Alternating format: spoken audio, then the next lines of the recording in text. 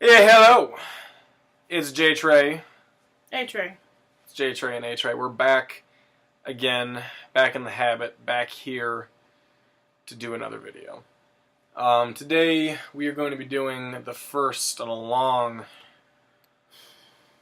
journey through a series of films that have just broken several individuals in the United States. I will say that viewing it in, I think once all the way through, but maybe not even that, viewing it in several installments has made me very heart heavy for the two reviews that will follow regarding the sequels.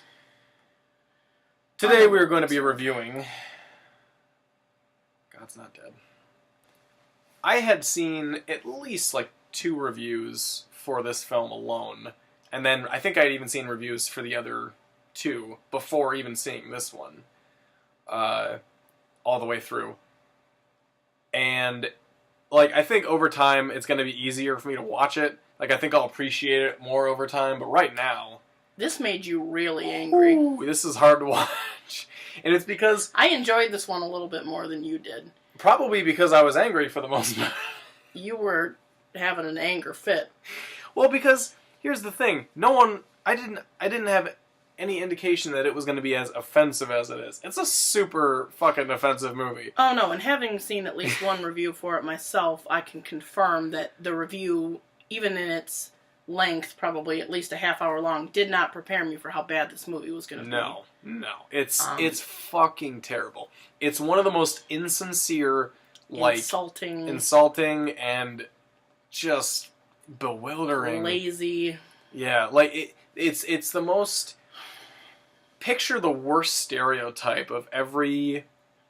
Like, the worst stereotype in the head of every person on the right who hates people on the left. That's who's being portrayed in this movie, for the most part. And then there's, like, the triumphant Christians. But we're going to watch God's Not Dead again. You're welcome. Again. And, we don't get a lot of days off, so...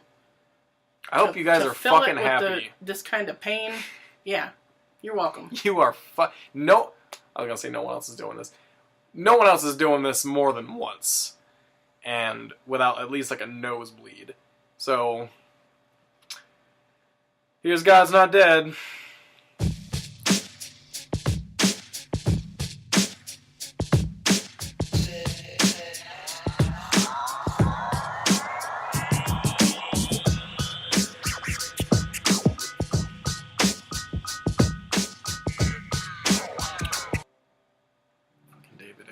God damn you, David Arroway.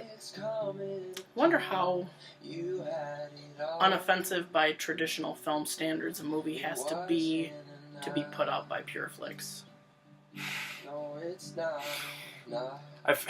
If you show a half of a quarter of an inch of midriff, Pure Flix will not. If your belly button hits our screen, we are not making this movie. You gotta draw a line somewhere. And the line is right here. So we're getting our first look at Josh. Josh is a new college student. Both himself and his girlfriend. Hang on 1 second. For your sake and mine, just give me a second. I was thinking of you. I was going to say something, so I'm glad you You're fucking welcome. So this is just sort of a really terrible song overlay, just sort of giving you an opening to like 5 or 6 different characters. 5 or 6 different. What I don't understand is that these characters have so little to do with each other, other than, oh well, they're all eventually gonna go to Jesus. But they're just. It's not like this layered, interesting piece of film. It's no. There's one main story you're meant to follow with. You know, maybe 3 or 4 little offshoots of a story that, again, not really interconnected, just sort of prop the cheesy, terrible message they're sending in the main story. And then you have Josh's girlfriend. Josh's girlfriend, who you see very briefly. Not really a super key. Does she kiss him when she sees him, or does she just hug him? I believe it's a side hug. It's a side. I don't want to get too. Like Christian movies, like they really take that shit seriously. Like we're not gonna show shit, any type of intimacy. Nah. Certainly not between the unmarried. No. There's the Asian guy who's a foreign exchange student, I guess. There's a Muslim girl that is, her father is driving her to school. The most like offensive, stereotypical portrayal of Muslims in America today. It stands the test of time. I know it's only been 4 years or 4 or 5 years. It's bad. And then, oh yeah, you have this woman. What's the Sorbo girlfriend? What's her name? I don't know what her name is. You have this, you know, I don't know. This sort of doe-eyed looking... Like late 20s kind of... She's in the store picking out wine. Yeah. It's pure Flix film, so of course it's got to be a poppy, half-country song with a banjo. Showing the least interesting shit ever. This woman... Did they really need the shot of a woman just standing there waiting for her Hot Pocket or whatever to finish? She's like, come on, I gotta get to work. They don't need any of these shots. The thing is, they wanted to play this terrible song for a while. And give you the laziest introduction to several characters. Wait, did you see who the producer was? No. Produced by Michael Scott. Michael Gary Scott. So the Muslim girl is getting to school. She immediately takes off her... Is it a hijab? I think so. Immediately takes that off. She's got that on in the car with her dad as he's driving her to school, and she takes that off as soon as she gets to school. Yeah. Josh Wheaton. Is there a whiter name on the planet? Well, I'm going to tell you something. That's about that close to Joss Whedon. So, good job, Pure Flix. That really didn't strike me. Okay, so Josh is meeting with, not a counselor, sort of a registration guy at the college because he's getting ready to start his freshman first semester. This movie is the least subtle film in the history of fucking films. So, this guy who's signing up Josh for classes looks at Josh, and they immediately zoom in on the fucking huge, or not huge, just this little gold cross on his chest, and he's like, oh. Hold up a minute, man. This Christian kid, I better set him straight before he walks in these doors. So this guy is talking to him about, he's asking him what his elective is for this particular sect of his major, and he's saying he's been signed up for philosophy with this particular professor. Yeah. And he's telling him, wait a minute, you don't want to do this. He notices that he's wearing the cross and a newsboy shirt. Yeah, I feel like it's going to come up at some point, unfortunately. There's a Christian pop rock band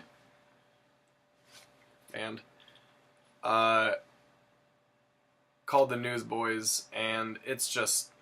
Had you heard of them before? No. Not one of the bigger names in... We'll get to them later. So what he's basically telling Josh is, you're signed up for this philosophy class. I'm going to let you know right off the bat, the teacher is an asshole, and he's pretty well known for being non-religious. Yeah.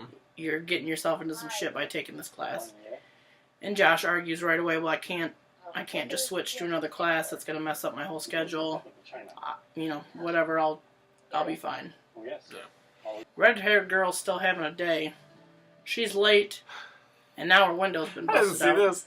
I forgot about it. So, yeah, her window gets busted out so someone can steal her GPS. Okay, so we're now being introduced to... This is Dean Cain.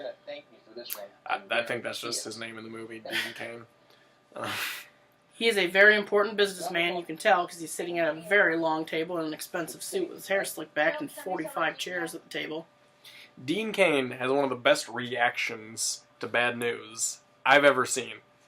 By the way, it's the most like selfish, unrealistic reaction to a particular type of bad news, which you'll see later. That's how you know he's one of the atheists. Yeah, because atheists are... Because he's a sack of shit. evil. Goddamn you, Dean. Evil! Why is she holding her phone out like this while driving? She's like, oh, I'll get there soon. We're figuring out now that She's Dean not... Cain and the red-haired girl are together. And she's explaining her job a little bit. She's a reporter Of some kind. of the Something Left chick who was buying wine. I don't think we've figured out her name yet. No. So she is now visiting her mother. Yeah. Yeah, because that's also... Who's got a caretaker there helping her. Her mother has dementia. Pretty advanced stage dementia, Alzheimer's, something. Yeah. She's a CNA. How long have you been doing CNA work? I've been a CNA for 8 years and worked in a long-term care facility for about 6.5. Right.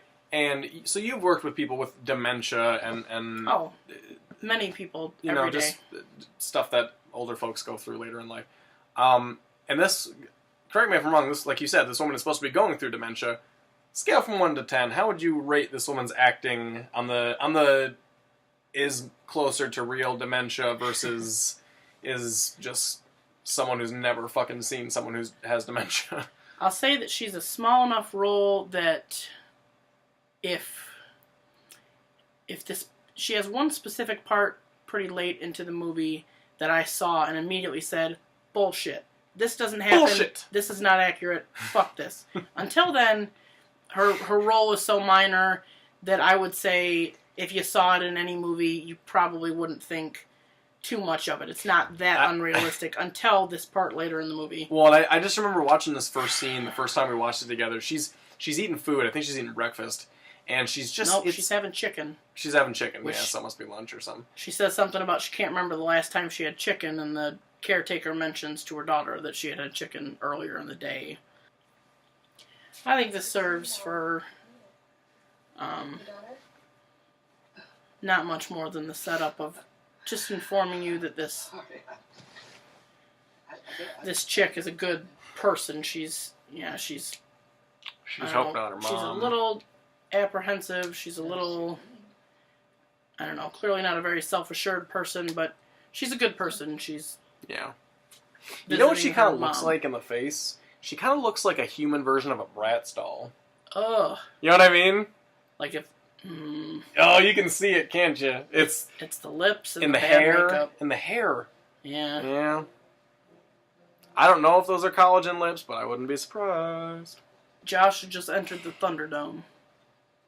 This is day 1. Is that how he described it? The Thunderdome? Or the Snake Pit or something? Yeah. He called it the Snake Pit. Oh boy, I gotta pause it. In walks Big Daddy Kevin Sorbo. If you don't know who Kevin Sorbo is, you clearly didn't watch Hercules in the 90s. Kevin Sorbo, star of Hercules, and that's about it. And Christian shit, I guess. But, yeah, if you've gotten into bad Christian films, you've probably ran across some Sorbo here or there. Let There Be Light. Let There Be Light. Big, sort of, 2017.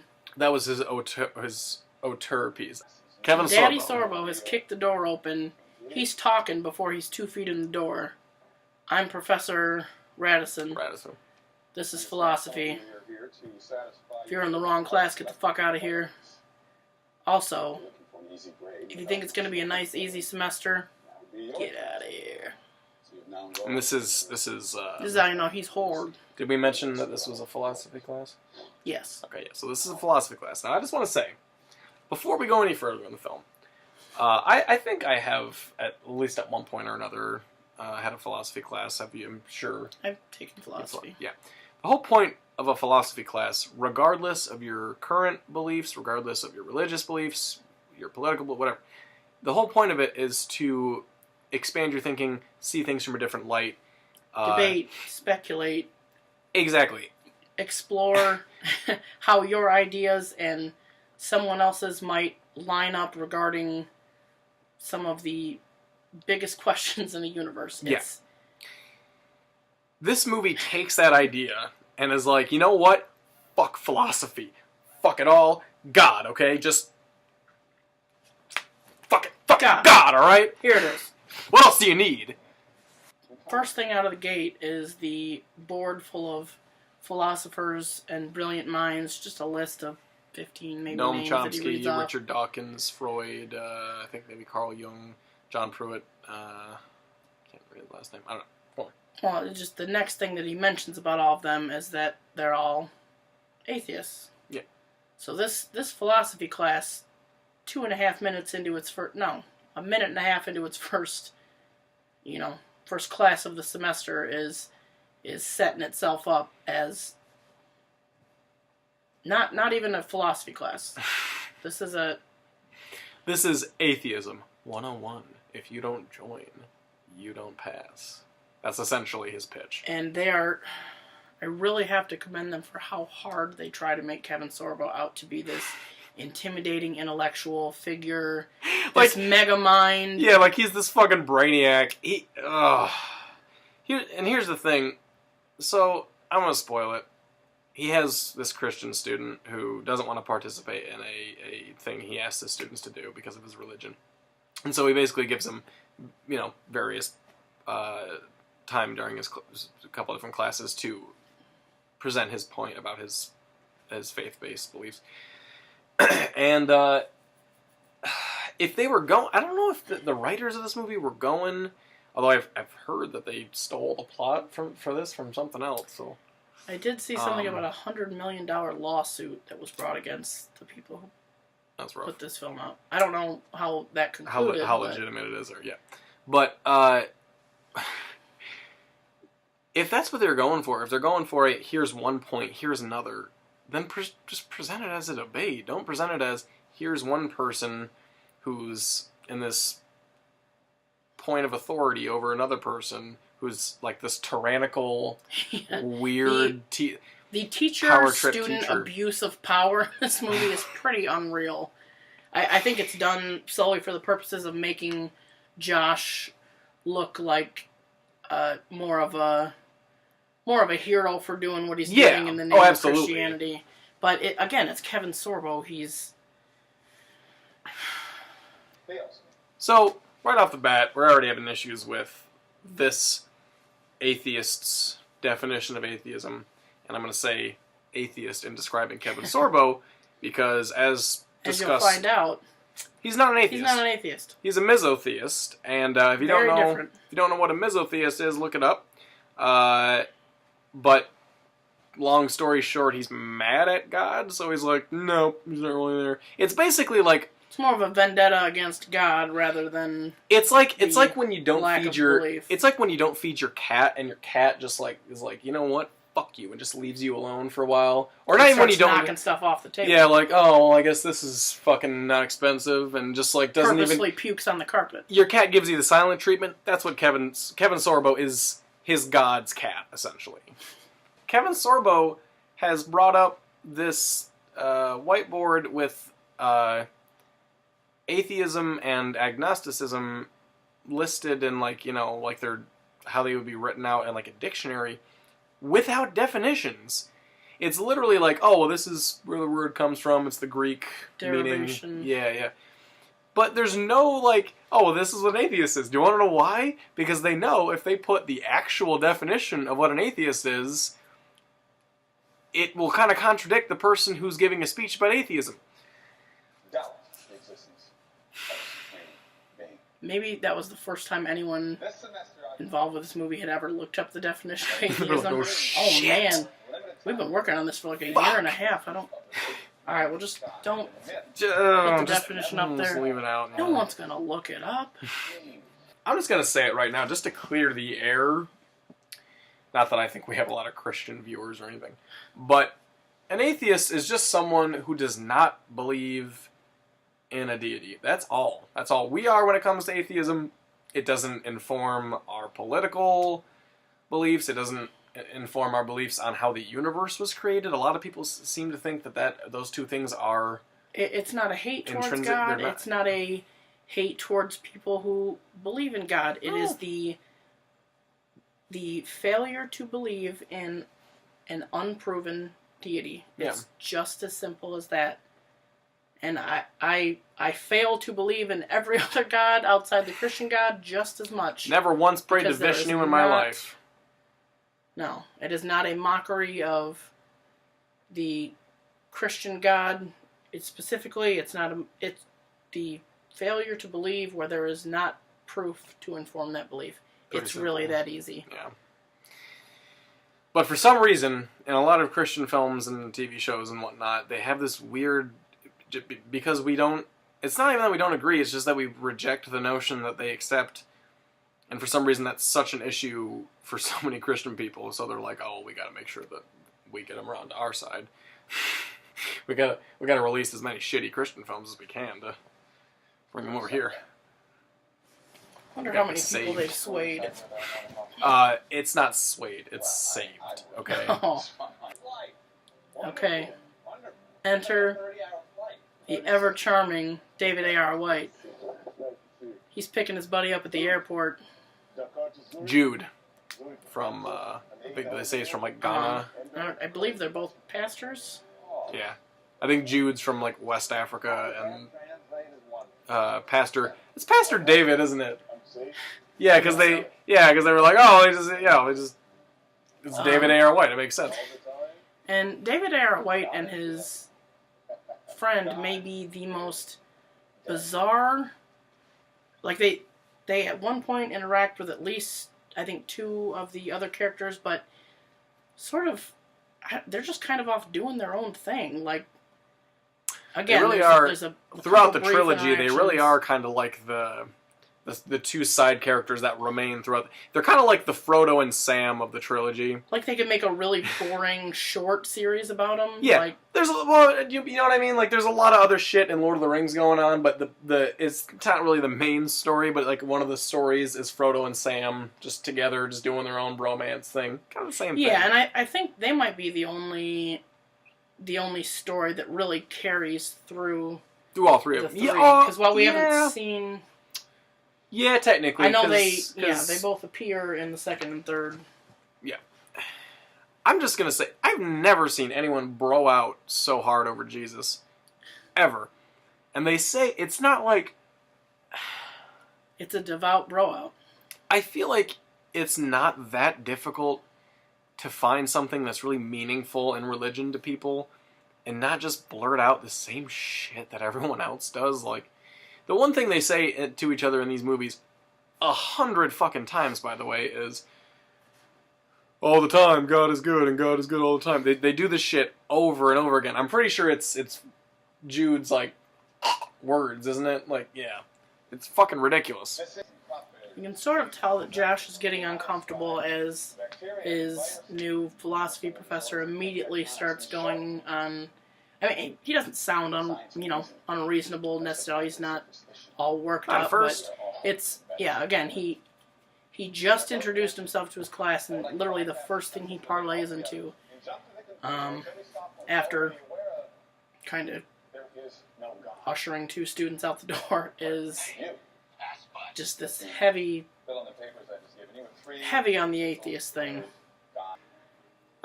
He's basically summed up his atheist speech by saying... Sorry, go on.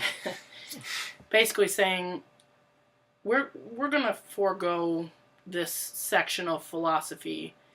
He says that religion covers it's the hardest, like the most difficult for students to successfully complete in his class.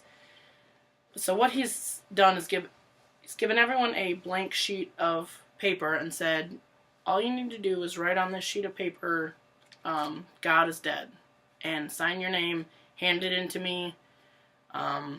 We'll skip that section. That's 30% of your grade right there. Yeah, couple things. 1, no teacher would ever make that 30% of your grade. 2, not a chance. This is, again... Even if you were foregoing an entire section of the class you're hired to teach at a university, you wouldn't do that. Well, and here's the other thing. sometimes philosophy teachers will probably ask you to do an assignment that's sort of out there. This is not that out there. It's literally this is a 4-second. Exactly. And the way that Josh, in all of his Christian greatness, sits there in his seat and just struggles. He's like, I just can't. I just can't.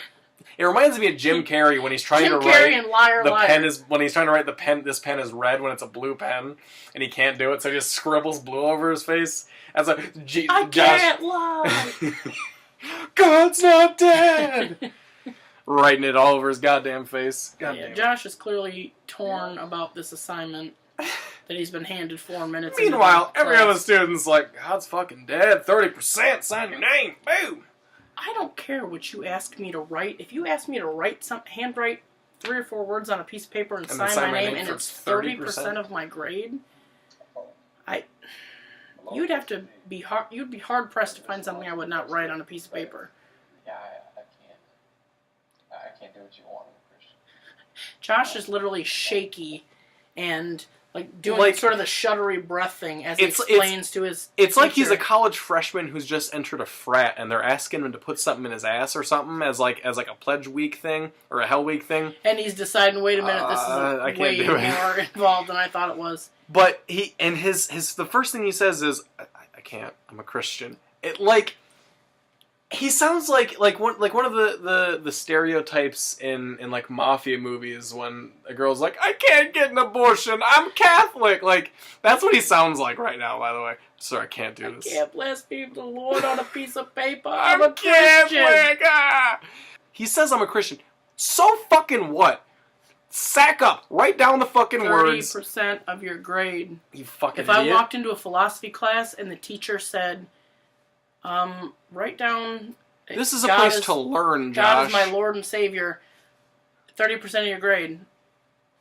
I'll write it down. I'll write it in beautiful cursive. I'll sign it. I'll, put little stars. I'll tattoo it on your over the ass if you eyes. want me to. I don't care. It's 30% of my fucking grade. It's not going to be a good tattoo, but I'll give it a shot. What you do in your personal life is your business, but what you do in this class is mine. Boom! Yeah, this was. I remember one of the first things that got you really frustrated. Kevin Sorbo Makes it very clear. Josh says, I can't do that. I'm a Christian. Kevin Sorbo says, that's fine. In your private life, you're free to leave this class and go home and drop to your knees and, pray all you want. For the purposes of this class, this is what I need you to do. Is write, God is dead, and sign your name. I understand that this is what you do outside. This is my class. I'm asking you to do this as an exercise. This is the assignment. Josh is like, no, I can't do it. Can't do it. You cannot bring yourself to admit that God is dead for the purposes of this class. For the purposes of this class! That God is not. Rather than just say, you can't write it down, cool. There goes 30% of your grade because I asked you to do an assignment that you're refusing to do. He gives him this weird ultimatum of like, okay, you can either do this or you have to defend your point. Which is fine, normally in a class, but not when it's clinching on 30% of your fucking grade. Yeah, so he offers him the last 20 minutes of the 3 classes that are to follow this one to make his case for why God is not dead. Kevin Sorbo said that he would be the one determining who, whether or not Josh's argument was successful, and Josh says, well, I don't think you can really be objective about it, so I'd rather have the class do it. Or, the class should be the judge. Your college classmates are fucking idiots. You want to know why? Because they're freshman classmates. College freshmen. Yeah. Here's a fun fact about college freshmen. They're fucking stupid. That's why they're there. Hell, by the time half of them leave, they're still stupid. They're educated, but they're still stupid. They're still stupid, but they have a piece of paper that says they went there. And you can see sort of the menace in Kevin Sorbo's eyes when he realizes that Josh is going to accept his challenge and present his case. Yeah. But he's just playing it off. The cool professor, like, there's no way this punk-ass Sorry, I gotta get some lumbar support in here. 18-year-old beanpole is going to tell me anything about what I've literally... what I literally have a degree in teaching. You just referred to Josh as an 18-year-old beanpole. Yes. I mean, it's fitting. I didn't think of that one. He does have the physique of a beanpole, though. I think it's a weird combination of the old trope in films where, there's the creepy older college professor, like the Greg Kinnear type, who's sleeping with his one of his students or one of his former students. The sleazy. But in this case, replace that student, like the one he's sleeping with one he's debating with, and just as abusive of a relationship, but just not with the sex. But yeah, which he also does with a former student that he is dating. True. So yeah, but you know what I mean? It's like this weird, like I'm the professional, like I'm this super intellectual fucking university professor, but at the same time, I date like 26-year-olds and debate college freshmen. That doesn't make any fucking sense. Like, why would he be so vindictive towards this kid that he doesn't even fucking know? Like, I don't... You can tell no one's ever challenged Kevin Sorbo in his philosophy class. You know why no one's ever challenged him? Because he was Hercules. Because the rest of the kids that have taken his class were smart enough to know that if someone offers you 30% of your fucking grade with a perfect score by just writing 4 words on a paper and signing it, that you take that opportunity. Yeah, he treats Josh like the biggest asshole for the rest of the movie, by the way. Because he challenged him in class one time. Yeah, and Josh was not blindsided walking into this classroom. No. The guy who was helping him sign up for his classes absolutely told him, this is a bad idea. I could see hearing that and saying, I'm going to take the class anyway. As he mentioned, his schedule is pretty set in stone. That's part of the reason he's insisting on staying in this class. Well, and we're now going into a scene with Josh and his girlfriend, and throughout almost the whole movie, his girlfriend's telling him, dude, just switch classes. Like, get a different... or switch classes, switch or teachers. Drop it. Yeah. Jesus fucking Christ. Like, this is another thing these Christians movies do, because they did it in our first review for Daniel's Lot. There's a character who keeps telling another character, there's a way out of your problems that doesn't involve you needing to be a crazy person with a crucifix up their ass. You can solve your problem. Like, remember it was you can just sell this lot and pay for... Yeah.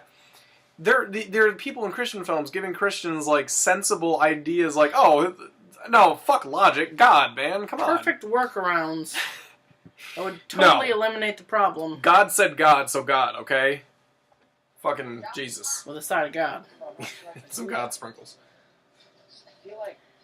So Josh's girlfriend, I can see they're as a couple, they're supposed to be this cute, wholesome, look how adorable they are couple. His girlfriend looks like she just got finished smelling something bad all the time. Her nose is turned up like 4 or 5 degrees. And I don't mean that like, she looks snobby. She does look a little snobby. But no, her actual nose is like turned up like all the way towards here. I like how the Muslim girl from before is working in the kitchen as he's walking through this, like, kind of reminds me of the kitchen at Valley. But this cafeteria, and she's working in the kitchen. And she's, like, very not subtly listening in on this conversation where he's like, no, I just feel like I need to do this for God. In, like, the least subtle way possible, she's like, oh, God? Can I get in on your conversation? I was going to say, all the conversations I eavesdrop on. So they're setting Josh's girlfriend up as a bitch immediately as he's informed her what's going on with this class, and she's made it clear that she's only attending this university so they could be together. It's her third pick school.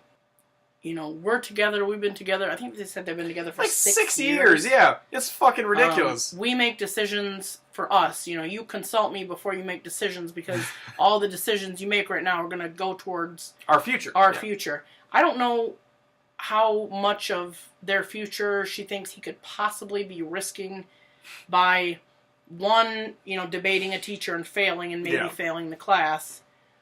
Or, who knows? Who knows what happens in this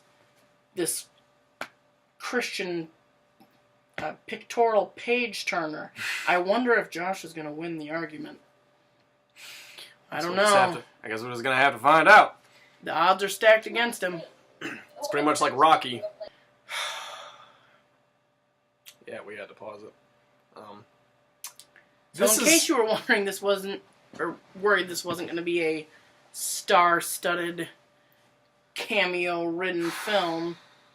I'm just going to say right now, this is the first time we actually sat down and watched this. I think you were already a little bit into it, and I was coming home. Granted, that day I was having a pretty shit day anyway, but when this scene came on, this is when it like kicked into overdrive, like, why the fuck was this produced? So, of course, with some country twang music in the background, Corey is her name? I believe it's Corey and Willie Robertson of Duck Dynasty fame. They're just these hillbillies that got famous on TV, and they're making duck calls and being racist. And being racist and homophobic and transphobic, and yeah. So, I won't get into the... We could sit here and talk all day about the fucking horrifying Robertson family, but today we're just focusing on Corey and Willie. I think he's pretty much the one that sort of started the show and like was the star at first, I think, right?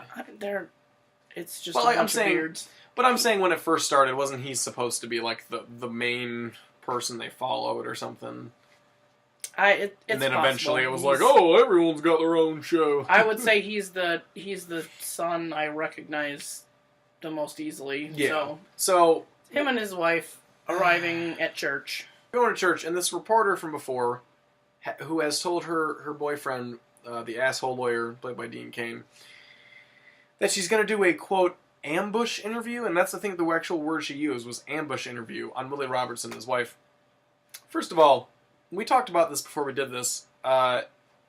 Scummy journalists are out there that will do a very nice interview and take people out of context. That's not what this is. This is a person just going up to someone being like, hey, you're a piece of shit, right? Yeah, this is... You remember that one shit thing that you guys did? Hey, I'm an asshole, did I mention? That's all she fucking does this whole scene. This is someone who dug out their dad's old video camera from the attic and thought, today's the day I'm going hard on some causes. I heard Willie Robertson's coming to town. I'm going to bust this wide open. I'm going to make this guy look like a fool. I'm going to get this on TMZ, make that money. Not someone who has a blog and works for this, supposed to be known news studio and has 1 million followers, and I think she mentions that. Oh boy. He goes... I'm going to field that one. Literally, she goes in the most pleasant voice, hey, can I interview you guys? Yeah. I'm Willie, this is my wife, Corey. She goes, and I'm not exaggerating this, she goes, oh, I thought you'd be home barefoot and pregnant. Like, the most condescending, ridiculous shit I've ever heard in my life. Like, I understand, here's what I think. I think the people who make this movie are so far on the right, or at least the people that wrote this movie, are so far on the right that they don't understand that when people on the left make fun of people on the right, it's not that, like, oh, well, that's the media, like, those are the reporters making fun of us. It's just dicks online. It's not actual, like, journalists or anything. So he makes duck calls, and what you make devices that lure waterfowl to their death. Those are the words she uses. Which is the most douchey, liberal way you could possibly say that. I'm a relative, not even relative. I'm a pretty liberal person. I think we both are pretty liberal people, but and I might punch someone in the face if I heard them describe the Robertson clan. I really dislike the Robertsons. But still, that's no. What? It's like they're trying to paint her as the super SJW. Not even. I feel like that's an insult to SJWs. It's like this super hard, ridiculous left. Like what comedian Todd Barry's like. Oh, I think we should let all the prisoners out of prison and give them a coupon to David Buster's on the way out. Like, no, that's not how left people are. Liberal. Very liberal. They're having her speak so ridiculously because the Robertsons, in kind, are just responding very plainly, very relatably You can understand what they're saying. That's why I like him. This reporter is sneering the entire time. Just, again, spewing some of the most, not even hateful, but confrontational. Yeah, just like, not oh, the I'll way get you him. interview someone. And they just could not be sweeter in return. They're not shook by a single question. They're not at all offended that she's... And I'm gonna give them a little bit of credit, because this is before the whole thing came out with his dad. His dad, what's his dad's name again? Phil. Yeah. His dad, Phil Robertson, the patriarch of the Robertson clan. Clan is spelled with a K. He came out with a bunch of different interviews about how he hated gays and just a bunch of racist shit. He basically said that he compared homosexuality to bestiality, saying it's a slippery slope. The brain cells you have to lack to make that connection. Yeah. And this is, 2015 maybe? Yeah. And so, but this movie came out in like 2013, so a little bit before. So I'll give them a little bit of credit, but really what they're trying to do is just paint them as, oh, we're the reasonable right. Whatever I see and I aim at, I shoot. When I shoot it, I kill it, and then I eat it. Willie Robertson wants you to know he's a good shot. He don't mind nothing. He shoots, he hits it, done. Done. He kills him, first shot. Why does he keep pointing at her? He keeps going, if I shoot it and I kill it, I eat it. Like, it's the same... Why does he keep pointing at her like, hey, so guess what? That's probably supposed to be his... I mean, he's not even like doing it like, listen. He's like... I'm going to tell you something right here. It's the country version of when... I'm going to go calm down with a glass of sun tea. Of when people go, listen, so this is happening here, you know. Why would I do it if I'm not proud of it? And you're going along with everything you say. Yeah. He says, why would I do it if I'm not proud of it? Can I just say that, not even as it pertains to what she's talking about, but a lot of people do a lot of shit they're not proud of. Not stuff they're not proud of, and a lot of jobs they're not happy or proud with, so. Well, yeah. Why would I do it unless it made me a lot of money? I'm proud of that. Yeah, that's why you do it.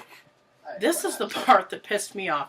So she asked them, again, sneering with these perfect pauses to make sure that she, that it packs a real punch. She goes, how do you feel that people are offended by watching your show because you openly pray in every episode? Nobody is offended by the show, by any single one Robertson, by the Robertson family, because they openly pray. Nobody gives a shit. If somebody doesn't want to watch the show for that reason, it's because it doesn't relate to them or interest them. Yeah. Nobody is offended by the fact that you're praying on your TV show with your family. Nobody cares about that. Nobody's ever had beef with the Robertsons for that reason. Yeah, and then as they part ways, they just sort of casually invite her into the worship center. Hey, you're welcome to join. She goes, no, I'm good. And she does that both times. And if you're wondering if this is the last we're going to see Willie Robertson, don't worry. So Josh is just going to sit in church. There's no one else there. I don't know what time it's supposed to be. But he's, I'm Can I help you? assuming going to have a chat with God. But in walks David A.R. White. D.A.R. White. You waiting for someone? Who I'd rather talk to. Yeah, David A.R. White definitely looks like he's had a face transplant. With an extra nose put on. Not a second nose, like, placed in another place. Just put over the first nose. Yeah. It's like someone, after they hey, we don't got enough nose on this guy. What do we do? Put more nose on him. Just put it on the nose. Oh, we put too much. Oh, fuck. Alright, well, he's already made. Just send him down there. He'll star in Christian films. It's alright. He's fine. David A.R. White looks like he lost like 300 or 400 pounds or something, and then had all that skin removed, all the excess but for some skin. reason the nose didn't. The nose is the only part that's still like, oh, I can kind of tell he was not a fat guy. I'd say Josh looks enamored with David A.R. White, who has, to this point, given almost no... When he says it's no one thing... profound advice whatsoever. I think he gave very profound advice. Specifically, he said, all you have to do is listen. And that's, I think, good advice for Christians in general. It's not all you have to do is listen for an imaginary voice. All you have to do is listen to people who fucking try to give you logical explanations. But you don't. So, now, Josh is having a major issue with philosophy. You'd think maybe he'd, for his argument for God, you'd think he'd maybe do some research that would reflect, like, okay, let me quote so-and-so professor who was religious and also had points about, oh, well, this may not be exactly right, or we're not entirely sure about this, so this, that kind of thing. Time for research. Time to start flipping through the Bible. Through the fucking Bible. Lands the Bible. Alright, let's start getting through this. Like, he's never read it before. Like, okay. You want to prove that what's in the Bible is true? You know what's a great source for that? The Bible. Yeah. We're now back to... Yeah, I don't know her this name, one, so I'm going to call her Big Red. Big Red. The reporter, if you want to call her that. So she's at the doctor's office. The doctor enters the room and she's still on her phone because, I don't know if you know this, but she's really busy. She says it about 4 times in this scene, so... She's busy. Ma'am, you have cancer. Response? I don't have time for cancer. I don't have time for cancer. I'm too busy. I'm too busy. You know, Well, I'm glad I you was said just something. flipping Now through we're my going to go ahead calendar. and cancel the cancer. You know what? My assistant didn't mention anything about I'm gonna being flip. busy. I'm gonna find. You know what? I'll find some time next year. I can have cancer next year, but we're way too fucking busy for leukemia. Please right schedule now. your appointment to come in and get cancer, because... Doctor's like, no, you don't understand. No. You definitely have I cancer. promise you have time for cancer. You're about to have a lot of time for cancer. Cancer has time for you, so... They take every single one of these characters, and like I said, we've talked about this before, and they paint them in the most stereotypical, like, worst-case scenario of a human being. One-dimensional. Ugh, it's the fucking worst. To the point where you don't relate to anyone, you don't... You know what it is? You're not really interested in how anyone's story It's turns essentially a film version, like, of an original chick tract, essentially. Yeah. You know what I mean? Like, every single character is just over the top, like... This is for the purposes of representing this idea. This isn't a person, this is an idea. It's kind of like, if you guys are... It's going to be a weird comparison, but hear me out. This movie reminds me a lot of another movie that's the first in a trilogy of films, House of a Thousand Corpses. Now, it is a very different film, but I think in that movie, Rob Zombie, the director, had said to himself, you know what, I want to make these characters as over the top and as just inflated, almost cartoon characters in a way, where I can do more with them because I want to make this idea of chaos and whatever, and I'm going to take all these big ideas and assign each one of these ideas to a character. So this is this crazy character. This is, Yeah, that's what the writers of this movie did. They said, I want to assign a shitty worldview to this character, and then this character, and then this character. For Rob Zombie's movie and his, world of, again, over-the-top horror, which is just kind of his thing. Yeah. Not that that's always the case, but I believe, I don't know, I feel like that's a little more forgivable in his case. It absolutely is. This movie is supposed to be about the... Well, and he's not trying to make a point with his films about how people need to come to Jesus. If anything, his films are about come to Satan. And how much light that brings to your life and how much better that makes everything for you. Yeah. And it really just boils down to... He agrees with me. Yeah. God's love. God. Don't forget. God. God. Party God style. G. Right. That's when people say, hey, what's up, G? They're talking about... Yeah. Sure. That's how I start all my prayers. I don't see... Sup, G? What's up, G? Maybe his religious girlfriend is falling to the Satan-y whims of college, and she's gonna go get double teamed in the locker room or something. You know what I mean? Like this. Oh well. She's gonna find a nice hung guy who doesn't really follow God and makes decisions for them. She's gonna find a guy who isn't a beanpole, but who has a beanpole. Josh is a shitty boyfriend too. He doesn't really. He kind of treats his girlfriend like she's I don't know, like she's, that fairy thing that follows you around in Legend of Zelda that's like, hey, listen, that thing. He kind of treats it like that. He's like, all right, whatever. I guess you're following me around, Pastor Dave and Pastor Jude are going to... St. James, that's the name of the place, sorry. They're going to Disney World? Land? I want to say they're going to Disney World for two reasons. One, I think they're a little closer. I think they're in the south and they're a little closer to Florida. Okay.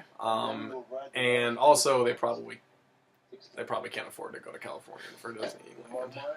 But it's on that bumping pastor salary. I was about to say, it's not like they actually do any fucking work. They're taking a break from strippers and cocaine this weekend to go to Disney World. It's sort of a long-running thing. They keep coming back to these scenes of why is the pastors attempting to leave to go to Disney World, why is and it the so car won't important start. that they drive there? Dude, just take a fucking Greyhound or... Because that's the buddy thing to do. Not take a flight. Alright, so Josh is kicking off with his first 20-minute argument for why God is not dead. Yeah, so the argument kicks off with atheists say that no one can prove the existence of God. No atheist says that. No atheist has ever said that. What they say is, no one has. And until they do, atheism is going to be a thing. Josh, right out of the fucking gate with an assumption about a group of people that you are not a part of in the slightest, that you have no... And I understand that's coming from someone who observes Christian shit, who wasn't a part of that. But, like, we weren't always atheists. I'm not saying we were necessarily Christian growing up, but we believed in God growing up when we were kids. And eventually... There was definitely a back and forth. Yeah. Younger, I want to say by 13, I had pretty well established that... Yeah, that sounds about right. God, the Christian God, or any God as presented, I don't believe in, because there's just... The proof is just not... Yeah. There. He's doing, like, what atheists make fun of Christians for doing. He's like, yeah, well, you guys say there's no proof for God, but there's no proof that there's no God. Yeah, and it circles back to the very basic, the burden of proof is on the person making the claim, not... It's not on the person that is rejecting the notion. It's on the person making the extraordinary claim. Well, my claim isn't extraordinary, it's just God. I come to you and say, hey, I can fly. You would say, okay, well, you need to prove that. Well, no, prove I can't fly. You can't prove that I can't fly. It's asinine. Yeah, and if you can't prove that definitively, without beyond a shadow of a doubt. Listen, I don't know if you know this, then but I supposedly... used to be in an on-again, off-again sort of friends with benefits relationship with Rihanna. Okay, man, we'll prove that. Well, I can't prove it, but I can tell you this. You can't prove that it didn't happen. Well, that's a whole other ballgame. With Professor Radisson as the prosecutor, me as the attorney. No, because prosecutors get a chance to speak in courtroom proceedings. He's immediately setting this up as Professor Radisson has clearly attacked God, because he says, this is as if God's on trial. And, I'm the defense attorney and Professor Radisson is the prosecutor. And, yeah, so just immediately setting up this sort of victimhood, we're persecuted mentality. Yeah, and seems to... And he's the Clarence Darrow trying to defend God instead. What's a theist? Okay. If you want to know how smart this class, which is the jury in this fake proceeding that he's talking about, and the ones that are supposedly going to be the judges of is God dead or is he not dead? One of them just asks, "What's a theist?" Yeah, they've clearly had a lot of background on religion. They've had... Maybe she'd know if Kevin Sorbo had written the definitions underneath the... Instead of just the Greek terms that they came from, yeah. Even he kind of does a double take and sort of a roll in his eyes. And then he goes, yeah, Kevin Sorbo's sitting right next to the girl who asked what a theist is. Even the idiot mesotheist is like, what a fucking idiot. What are you doing here? Get the fuck How out did of you my even class. qualify for this class? Well, I know who I'm not exploiting for a grade for sex. Can I tell you something right now? They're painting atheists and giving them the same kind of arguments that fucking theists use all the time. the arguments of, well, you know who someone said something one time. They said a quote. It was said. It was said one time. And they're a person that people have known before, so... That's not how a debate works. You ask logical questions back and forth about why and why not, and not quote random people. Man, come on. Maybe to punctuate an argument you do that, but you don't do it as so counterpoint. Someone says that this. You know, if you have the right to ask me who created the universe, then I have the right to come back and ask you who created God. Yeah, exactly. And Josh goes, well, that question only accounts for a God that's been created. But not for an uncreated God. A God that's just been there the whole time, which is the God they talk about in the Bible. I keep telling people, if you just read the Bible, that's where the information is. So you could sit there and invent, based on any old book, a way to sort of circumvent someone's argument. Yeah. Bring it full circle. Fill it in with whatever. Fill in the gaps however you want. Yeah. The old book said so. Yeah. That's literally... If you look at the Bible, you'd see everything I'm saying about the Bible is true. If the universe created you, then who created the universe? You see, both the theist and the... You want to know something, Josh? We don't know how the universe was created other than the Big Bang. We don't know what happened before the Big Bang. But that's okay, dude. That's okay. Like, it's I know, it's scary. I know, Josh. It's okay. It's okay. But to be so content with the answers, again, all coming out of this one dusty-ass rewritten, retranslated... You know, from people. Oh, it's been translated and from not even first-hand witnesses, like several times. So it's not like it's this, you know, super. Oh, well, this is the be-all end-all for the information on this. No, it's fucking ridiculous. Josh, get your shit together. And Josh says, I don't think there's a whole lot of great. His argument in this first part of it is literally just God. Atheists are wrong. Richard Dawkins' quote doesn't work because my God. And then he said, what was the last bit he said there about? Well, I don't think there's any other. You won't be able to find any other viable options. What he's basically saying is because science doesn't have all of the answers for how everything came to be, that the only logical explanation is that there was a creator. It's the end of the first debate. Class is just let out. Josh is walking down a hall where it appears there's no one else walking down. And Kevin Sorbo gets in his face and goes, "Look, motherfucker, I was Hercules." Well, he comes up behind him and goes and whips him around like... I was Hercules, motherfucker. I used to hang out with Xena. I was You're Hercules. You're going to come into my class? Let's go. You're going to come into my class and talk shit?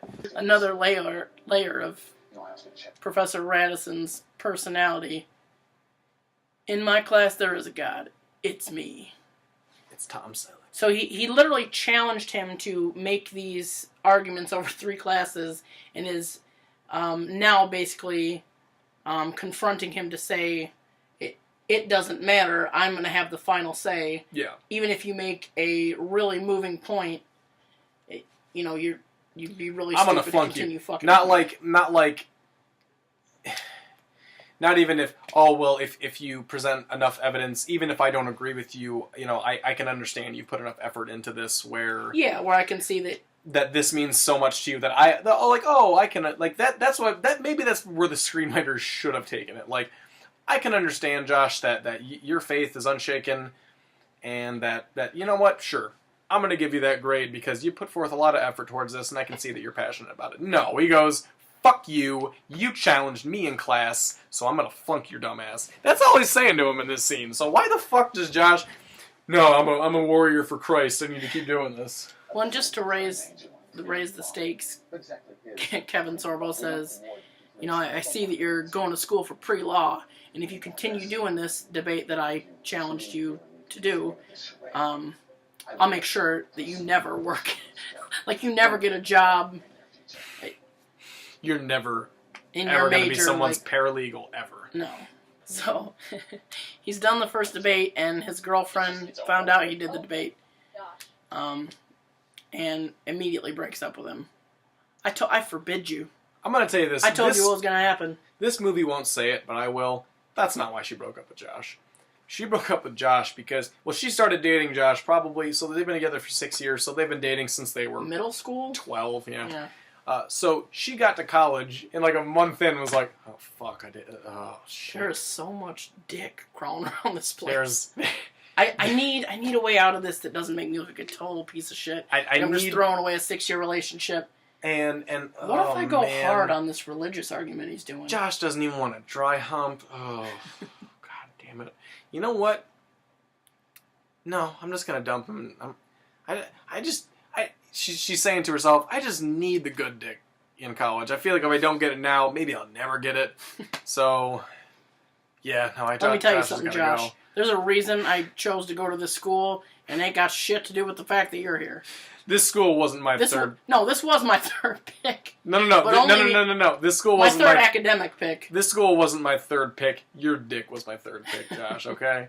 So what's her name again? We said Aisha. I think so. Aisha, this Muslim girl, is going home, and she's listening to like 1 Corinthians, which. Well, not yet. Right now, she's listening to. I don't know, some cheesy song, but as soon as she's in the privacy of her bedroom, she puts on Franklin Graham delivering 1 Corinthians. Yeah. I don't care. No one fucking does that. I suppose that's the Christian equivalent of the kid getting home from school and turning off his music to turn on porn. Yeah. Well, and I'm just going to tell you this.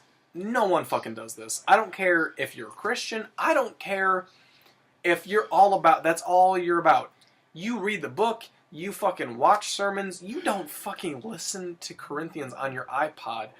And what happens is, her little brother, who's being a nosy prick, goes into her room and sees she's listening to this. And she's like, you can't tell Dad! He can't know I'm listening to other shit other than our religion. Like, it's so fucking bad. Well, I feel like she's wearing a lot of makeup for someone who's meant to be as... oppressed, yeah, you'd think not weed, blow, booze, or porn. kids who find, because I'm just gonna tell you right now, there's a lot of kids who find out that they're at least a little gay in college, and yeah, no, that's not your Corinthians on your iPod is not what you're hiding from your parents. Okay, so Big Red is meeting with her dickhead boyfriend, Dean Cain. She clearly looks kind of upset. Because of the whole cancer thing, because now her schedule's crowded up. He's shuffling in, just beaming. He's got good news. It's just the image of him actually shuffling in. And she's like, I'm about to say something, and he's like, no! Better! Wait, before you do, I've got great news. I've just been named. Dean Cain was just made partner. That's great.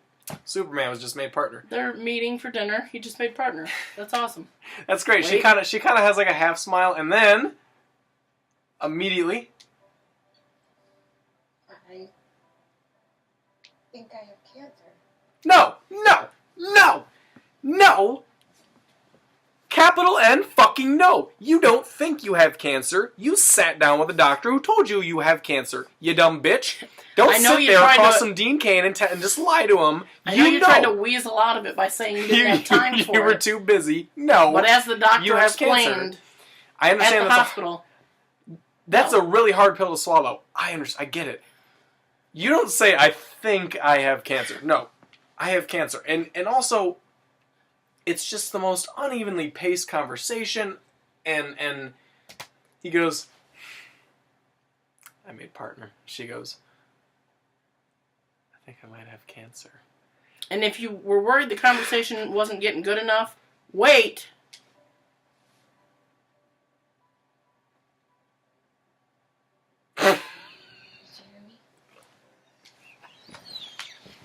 I can't even. I have to stop it. Because Dean Cain is like, oh shit. Oh, cancer girlfriend. Oh, man. Fuck. Now she has cancer. Alright, Cain. It's a whole thing. Let's figure out how to. And then the next shot, you see him, he just goes, Like he just heard that his son got a D on his geometry. Oh, fuck! I'm gonna have to go to a PTA meeting. Cancer. Fucking cancer. No. God damn it. Did you hear what I just said? He looks pissed. He looks fucking pissed. This couldn't wait until tomorrow. This couldn't wait until tomorrow. I get he's saying this news like Well, yeah. he's mad because her cancer news is spoiling his Putting a partner big old news. gray, gloomy cloud over his great news about becoming partner. But he goes, this couldn't wait until tomorrow. She goes, I tried talking to the doctor. He said, nope, it couldn't wait. I told him I was busy. I told him my boyfriend might make partner, but cancer's here. What does I'm he sorry. mean you think you have cancer? Did you even try? Did you tell him you were too busy for the cancer? You tell him you can shuffle some shit around maybe next Tuesday and try to fit cancer in. Isn't there someone poor who works fewer hours he can get cancer to? Like, I'm gonna stick you for a while, but not if you're all cancery. Ooh. Losing the hair. I don't know. Vomiting. Oh, I can't watch people puke. Ugh. If you puke, No. I'm going to puke, so that's not going to happen. So Josh is back at the library. oh, there's the Asian foreign exchange student. You're in my philosophy class. Have we Mark, mentioned him? right? Correct. We didn't talk about he doesn't really come up until shit. They show him a couple times. They show him here But and he's there, not really but he's not a big figure in the like movie he's until there when later they're on. registering for classes. Yeah. And by the way, we noticed it immediately because Josh talks to the dude when he registers for classes, and then they show the Asian guy talking to someone, and he I don't know how else to say it. He's the most stereotypical foreign exchange student ever. He's like their Asian version of Fez, but not funny and quiet. And it's like, because what's the first thing he says that like we were like, wow, we were like, that's what they're going with for the Asian guy's like accent, Because being from China, like wow. the girl who's helping him register for classes asks what something stands for, and it was something of China. And I don't know if it's supposed to be like this, whatever school he's coming from or whatever. But she's like, seriously? And he goes, yes, very serious. Like, yes, in the very most serious. deadpan. There has to be like Asian people who are Christian who watch this and are like, what the fuck, man? Seriously? And you're Mr. Josh. Yeah. Yeah, that's me. He just called him Mr. Josh. You don't remember that? Is that what I read? That's bad. That's what Consuela calls people on Family Guy. He asks him, why are you doing what you're doing? Like, it's this, why would you risk everything You think for this Jesus shitty is debate? He's Christian, dude. and the Son of God. Some Christian people are crazier than others. I don't want to disappoint him, even if everyone else thinks He doesn't want to disappoint God. That's why he's doing it. That's not fair. There are Christian people that are totally he's not. normal people. This is not the case in this movie. He's alive. You're wondering why are we pausing it in a scene where Pastor Jude and Pastor Dave are, for some reason, still not It's like on 4 their way years to later, Florida. they're still trying to get to Disney. This guy's showing up with a rental car, and he's supposed to be like part of the comic relief, I guess. I guess he's also in the second one. And he's the car rental guy. This guy was clearly like a day player who like does improv on the weekends, and he's like, let's give this guy a chance. Sorry, his character does dinner theater. Oh yeah, that's right. I forgot about that. So pretty much it's just this guy playing himself, Yeah. and I'm sure they met this guy, and he just had one of these on personalities. You know what I mean? One of these like, oh, he's gonna be the jokey guy all the time, and they were like, we got to put him in this fucking movie. He made David A.R. White laugh twice. He made David A.R. White blush twice, so they definitely put him in this movie. What did you do? Did you break it? What? Check his... No, David car R. guy. White immediately break gets it. in the car and turns it over, and it will not start. And the guy just kind of peers in the window. He's like 2 feet from the window. What'd you do? You break What'd you it? do?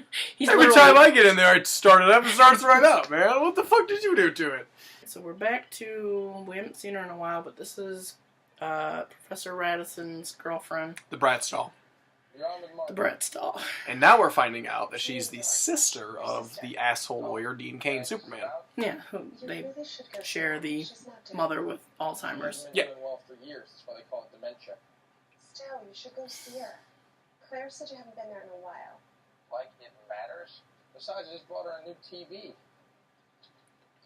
He's every Christian's wet dream of what an atheist is like. He's like, I'm gonna fucking neglect my mom, but I got her a TV, so she's fine. Well, I think I'm he gonna says, neglect my cancer girlfriend because I'll just go find something else to poke. Like, and I think he says something like, yeah, go see her, and if she can count to 6, I'll go see her.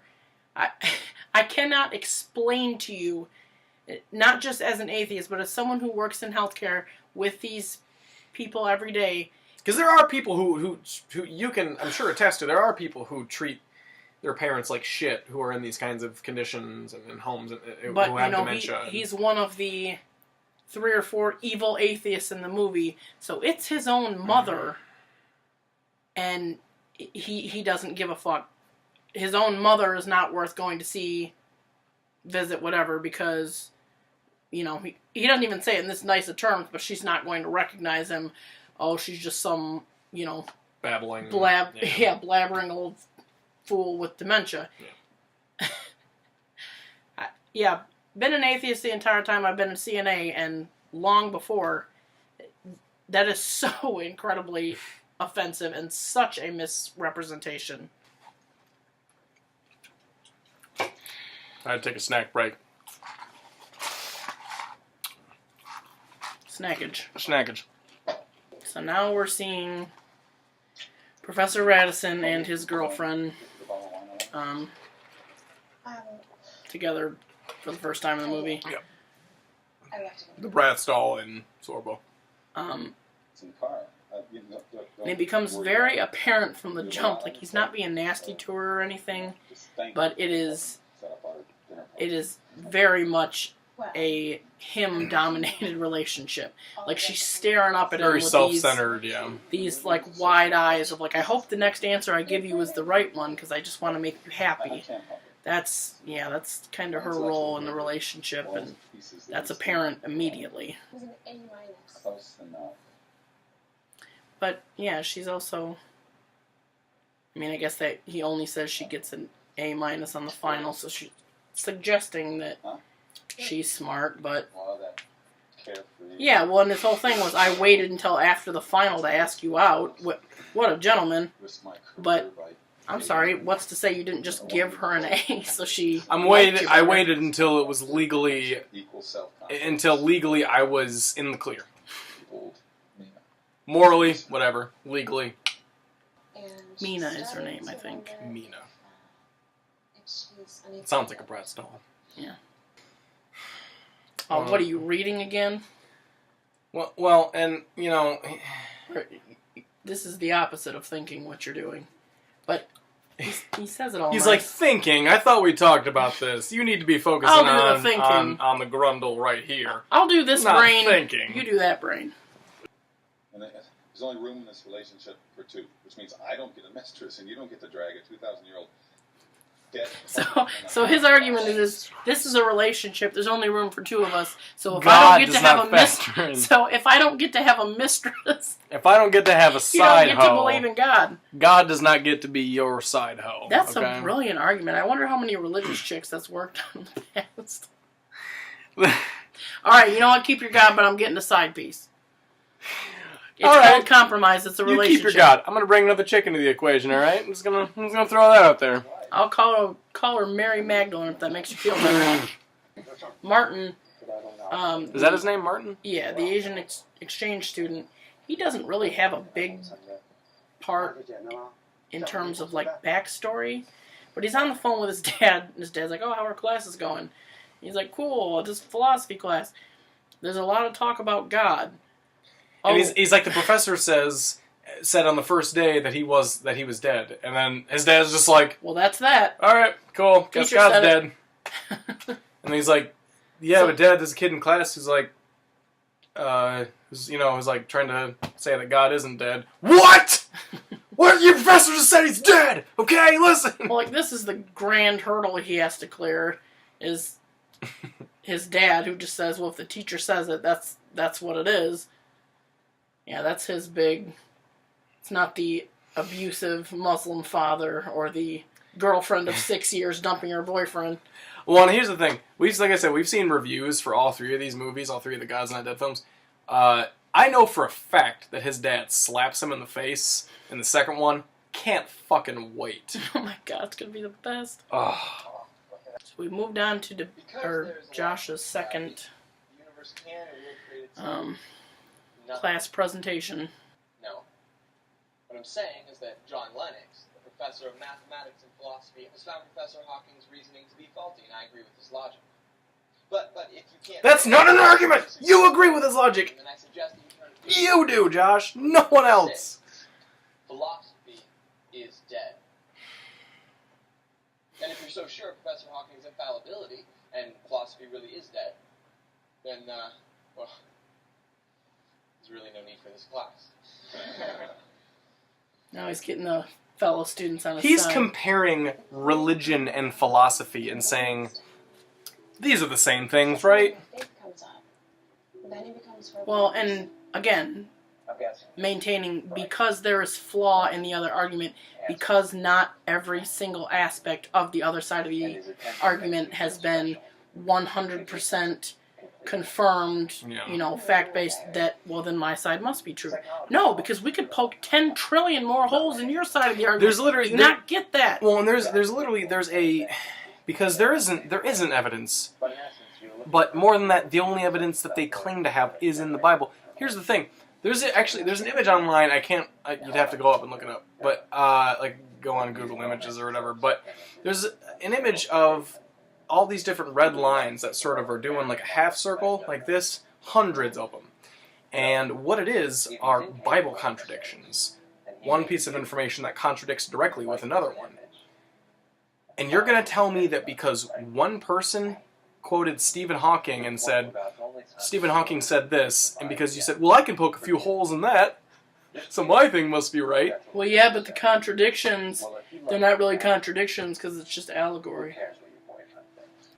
That God is unnecessary to explain man's existence and that evolution replaces God. But evolution only tells you what happens once you have life. So where did that something that's alive come from? You're saying the same thing you said last time, Josh. Well, and at best, the argument that he's making is that you can't definitively say, beyond a shadow of a doubt, that there is no possibility for the existence of a God. That's the only point he's making. Okay. Not defending his belief that God is, in fact, real and alive, which is what he was asked to do. So regardless of whether or not the class agrees with him, he should fucking fail for not completing the assignment.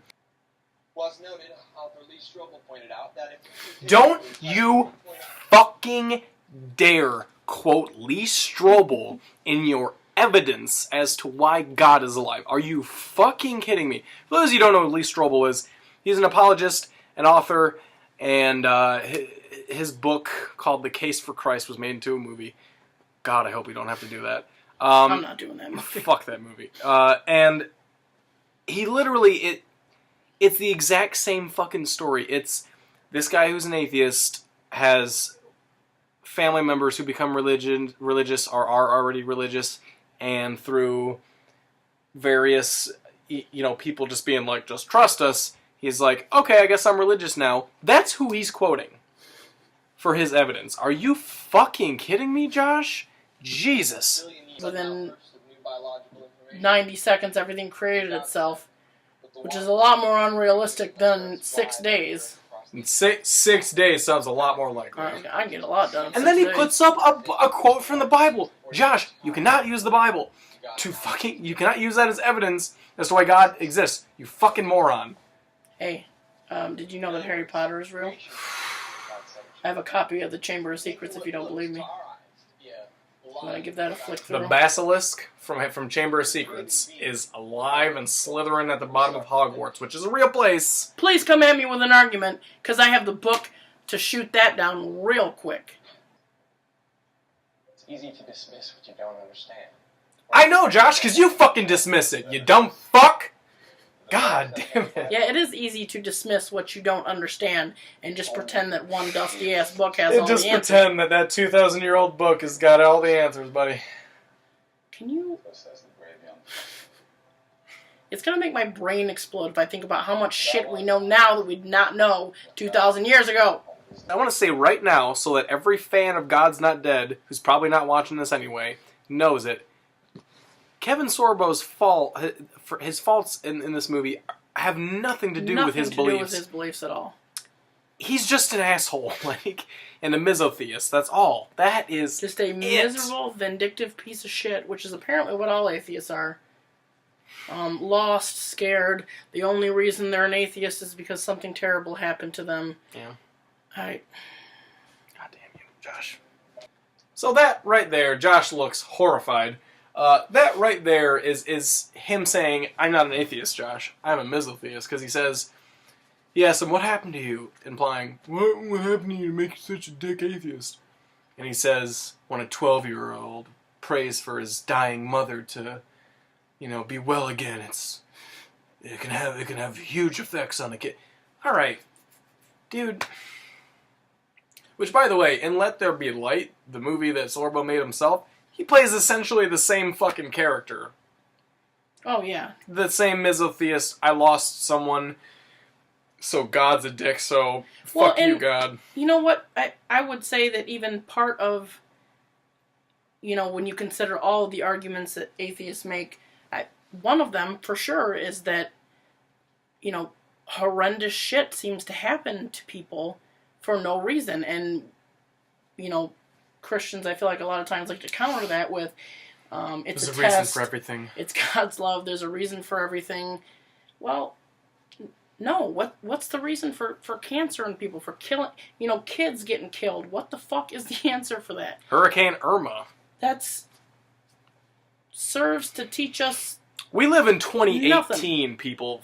People get shot. National tragedies happen every fucking morning we wake up. Is that all part of just God's plan? Was Trump part of God's plan? Really? Yeah, so God didn't help my cancer mom survive. The answer is no. Therefore, the day you lose someone you love. I hate God.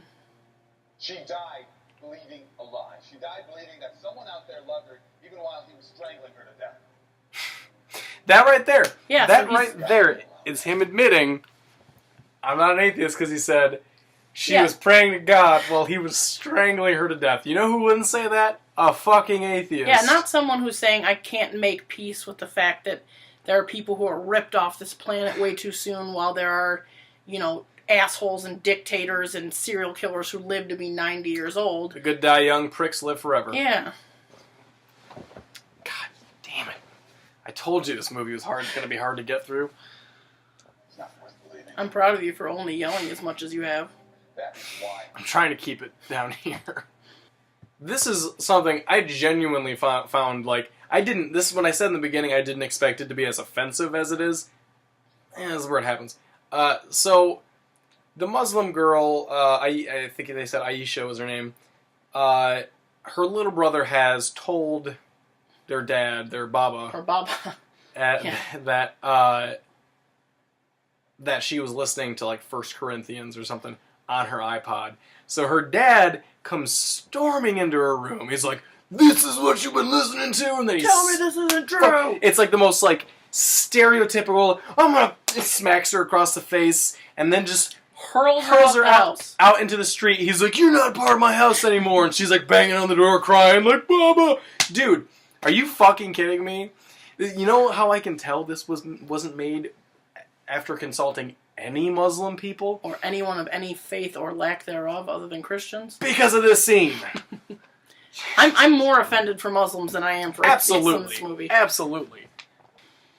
He's like, "Tell me there's only one, there's only one Allah. Allah's our Savior." No, Jesus is my Savior. First of all, the Muslim faith, correct me if I'm wrong, I may be wrong on this, I'm pretty sure the Muslim faith still believes Jesus was a person, and I think they actually see him more as a very important figure in their religion, just not the guy, true. the prophet, yeah. And I'm sorry, even if this guy is a strict father, he's not gonna literally throw his daughter out into the street and just have her banging, crying on the door like, please, because she was listening to some shit on her iPod. Alright, so Mina is now confronting her Jeffrey, I need to talk. Jeffrey Radisson. You know how I feel about that. On campus, I'm Professor Radisson, okay? She's not your student, dude. Not anymore. Yeah, she comes up to him while he's talking to some colleagues and says, "Oh, excuse me, Jeffrey?" And he goes, "We've talked about this. When I'm on campus, I'm Professor Radisson.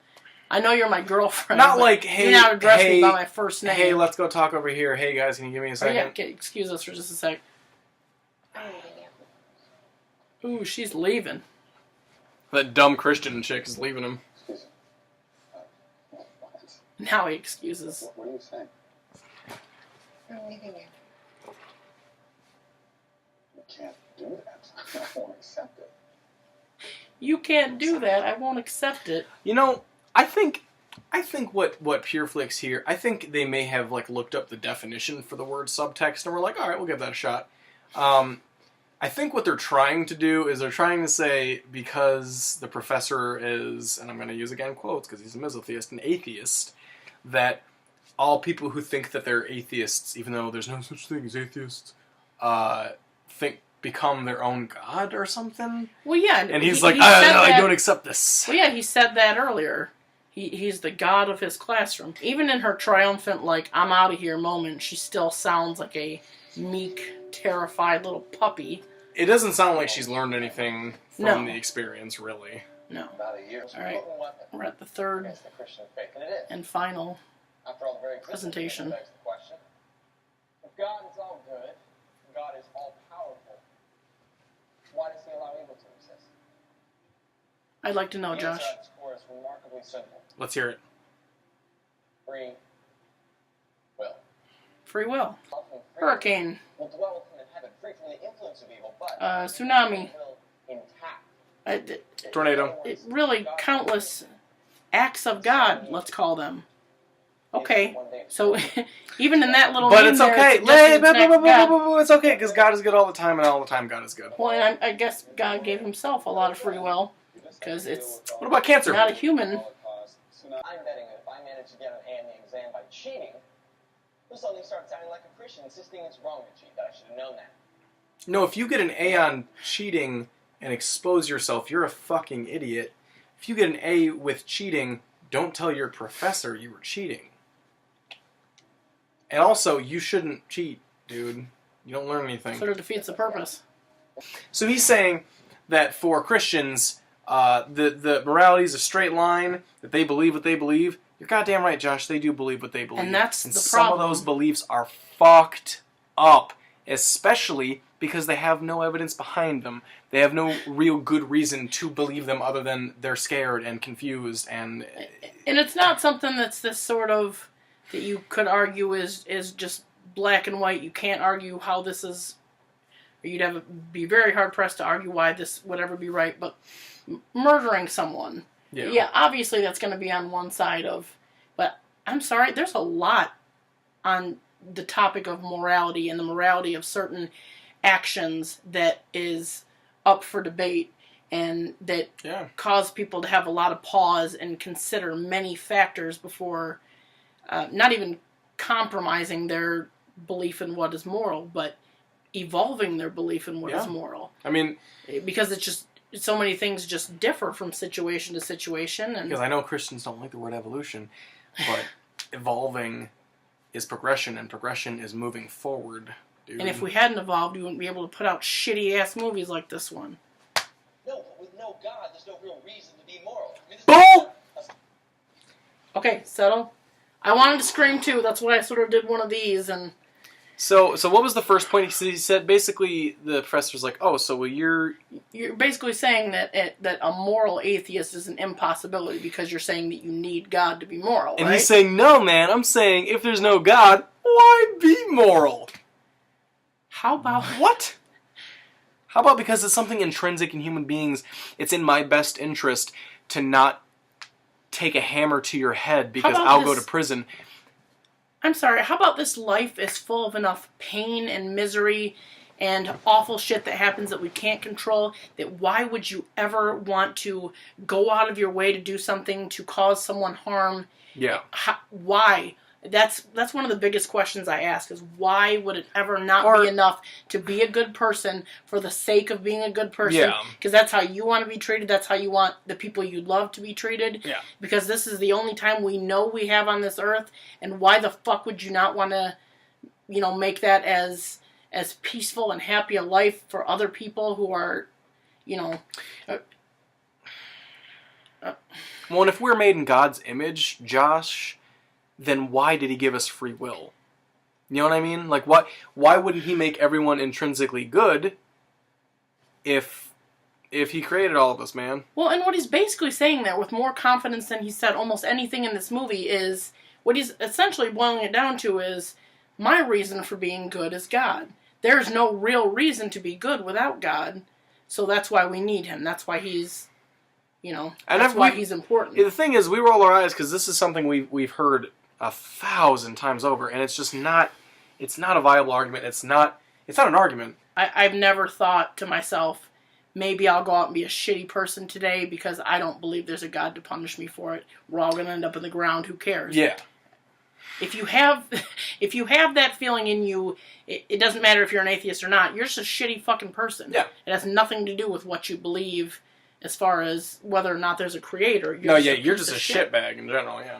And as much as people like to dispute this, atheists don't know. No, they don't. The only difference between, an atheist and an agnostic is an agnostic can't say for sure whether they believe that God, they really just don't have a leaning. They don't. Yeah, and I think atheists aren't saying there's no possibility for a God. They do this. They tweak it with like little tweaks of the way they word. Yeah. It. Well, but it's not. Atheists do not believe in the gods that are believed in and presented as a such. Deity. Yes, and it's not that we're not open to the possibility of one. That might make me feel a lot better, actually, if I. Yeah. But I don't know. I gotta say, and I think the way that I've heard it best described as far as atheism, as far as how I describe myself as an atheist, how atheism is, I suppose, is this: it's a default mindset. It's okay. This is something that people have presented to me, an idea that the universe was created by these deities, and that these people believe this, and this, and this. I don't agree because there's no evidence, logical, scientific, or otherwise, to provide, for that. So what? Why would I? That's what that mindset is. That's all atheism is. It's not. It hasn't. I feel like a lot of people get it wrapped up with other people's beliefs. It has nothing to do with other people's beliefs. It's just a lack of it, man. That's it. And probably in our case, born from the fact that. We were raised in a household where we didn't go to church. It wasn't something that was ingrained in our heads from the time we're old enough to stand on 2 feet, which I'm sorry, but is the reason that Christianity is so explosively, It is, and it's like popular as it still is. Well, and I understand there are atheists that later in life become Christians, or people from other faiths that might convert to Christianity or not have any. Like if I had a 3-year-old and today if my little girl saw me wearing this and I said, "Sweetheart, this color is not called purple. A lot of people are going to tell you it's called purple. This is blue." Okay, she's going to go, "Okay, blue." If I keep telling her that and saying, "Don't you listen to fucking anyone who says this isn't the color blue," she's gonna fight tooth and nail telling you that this color is blue and not like a light purple. And not just you telling her that, you and her mother and her siblings and her community. Yeah. I think it was an episode of Penn and Teller talking about how even if millions of people believe something, doesn't mean it's right. No. Again, no one in the audience has stirred. this is how I can tell Josh doesn't know what an atheist is. He asks the professor, "Do you hate God?" And honestly, it makes sense that he does. You know what? It's not even just that he doesn't know what an atheist is. He's never heard the term misotheist. And even if he did, and it was described to him, he'd be like, "Oh, well, that's a made-up term." Well, yeah, goes back to the No, my professor was an atheist. stereotype that all atheists are atheists because something terrible happened to them that caused them to lose their faith in God. And drink, and yeah. Yeah, no, just not. God. It's not even a question. Yes, and why do you hate God?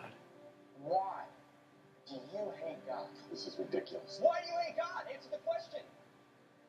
You've seen the science in the arguments. No! He has not seen the science in the arguments, Josh! Why do you hate Certainly not from your side. Why? It's a very simple question, Professor. Why do And you this is the peak. hate God? Because he took everything away from me. That's supposed to be like his big moment, by the way. Josh's big moment in Is this movie. Why? Why do you hate God? That's his big, I'm going to show everyone that God's real by asking my professor why he hates him. Not here's proof or a compelling argument for the existence of God, but the only thing that what are you bullying God for, basically? The only thing that this has exposed is that his teacher is a misotheist. That's it. A misotheist and not a great teacher, A shitty really. teacher and a kind And of a shitty shitty- boyfriend, yeah. Well, a shitty person, for sure. Yeah. Yes, I hate God. All I have for him is hate. And he asks him this. He says, "How can you hate God if you don't believe in him?"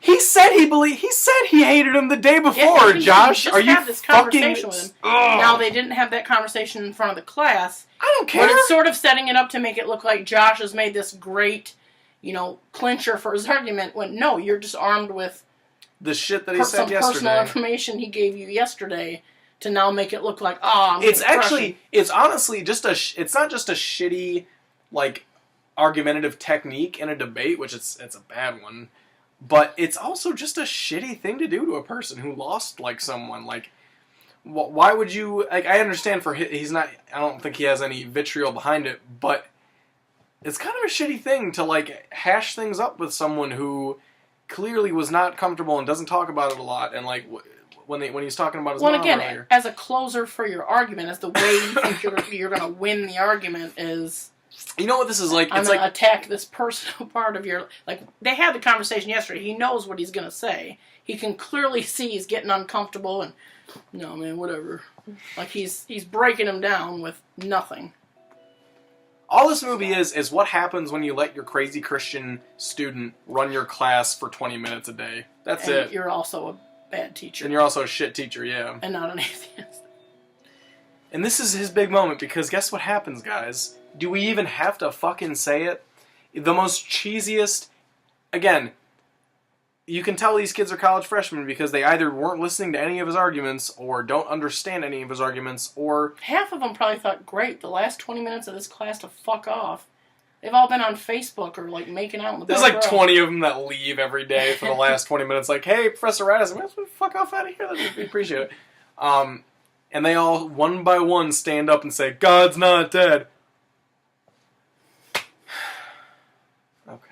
Okay, guys. To prove God is not dead has affected me greatly. He just said your decision to prove God is not dead. That's not what he did, Martin. He didn't even, that's not even what he said he... That's great. Well, again, it This just movie it really, keeps patting itself on the back for something it didn't do. It really surprises me that he was so stirred by Josh's performances. The only time his voice changed from something that sounds like a, just the most monotone... A 13-year-old boy's unenthusiastic. balls dropping, yeah. The only time that he got wrapped up in it at all was at the very end when he's yelling at his professor and asking him why he hates God. I love that this movie has the fucking gall to have one Christian character look at another Christian character praying and being like, oh, brother, you fucks do this in every fucking scene. Let's pray, guys. Let's just pray instead. Don't get on your knees in them fancy suits to pray. Now I'm asking you to show It's probably good I'm not an atheist. You know one of them's probably going to get on their knees. My knees are pretty bad, so it's No, probably I'm better on saying, your like, knees. I'm saying, like, they're Yeah, probably going to yeah. suck each other's wieners. No, I got it. I think that's clear. Look at those dreamy gazes. They do keep giving each other like some hella I want your dick eyes. Like, yeah, Jude. Oh, and finally the car starts. Unbelievable. Don't fucking say it, Jude. Faith. Don't say it. I was gonna say it. Don't. You can save it for later. Don't blow your load now, Jude. Ah! God damn it, David. And all the time. Good. They say that line, I think, at the beginning and ending of each one of these films. Was God good when he sent you that asshole car, dude, with 2 busted cars? When he gave that red-haired girl cancer. God is good all the time, but sometimes he's just I okay. don't know what I'm doing here. I don't know what you're doing here, Dean Cain. Why were you put in this movie? Is that like you've been Yeah, so Dean Cain is now visiting his mother. She's This sitting scene particularly pissed Oh you my off, God. too, because you are a CNA. Dean Cain is visiting his mother. It's at night at some point. She's sitting in her same chair. She's sort of staring out with a sort of vacant look on her face. Sort of. She's staring out like this. That's the look on her face. Zombified. Which, I don't say that to be disrespectful. No, no. I work with people with dementia every day. You literally lose just chunks of your mind Yeah. and who you are. I mean, you're, you know. Oh, I'm not even saying, I- she's doing such a weird... It's just, she's clearly not, No, listening she's to not, what he's saying. she's not lucid. She's not No. here in this conversation with him. This is the first time that he's come to see his mother In like a while, I guess. and he's literally just sitting there like, you old bitch, like, you've been religious your whole life. I'm not religious. Your Yeah. life is shit. My life is great. Explain that one. Well, and he also doesn't... First of all, it's like way late at night, and I'm confused. Is she just like, is this her home, and then she just has nurses come, I'm assuming?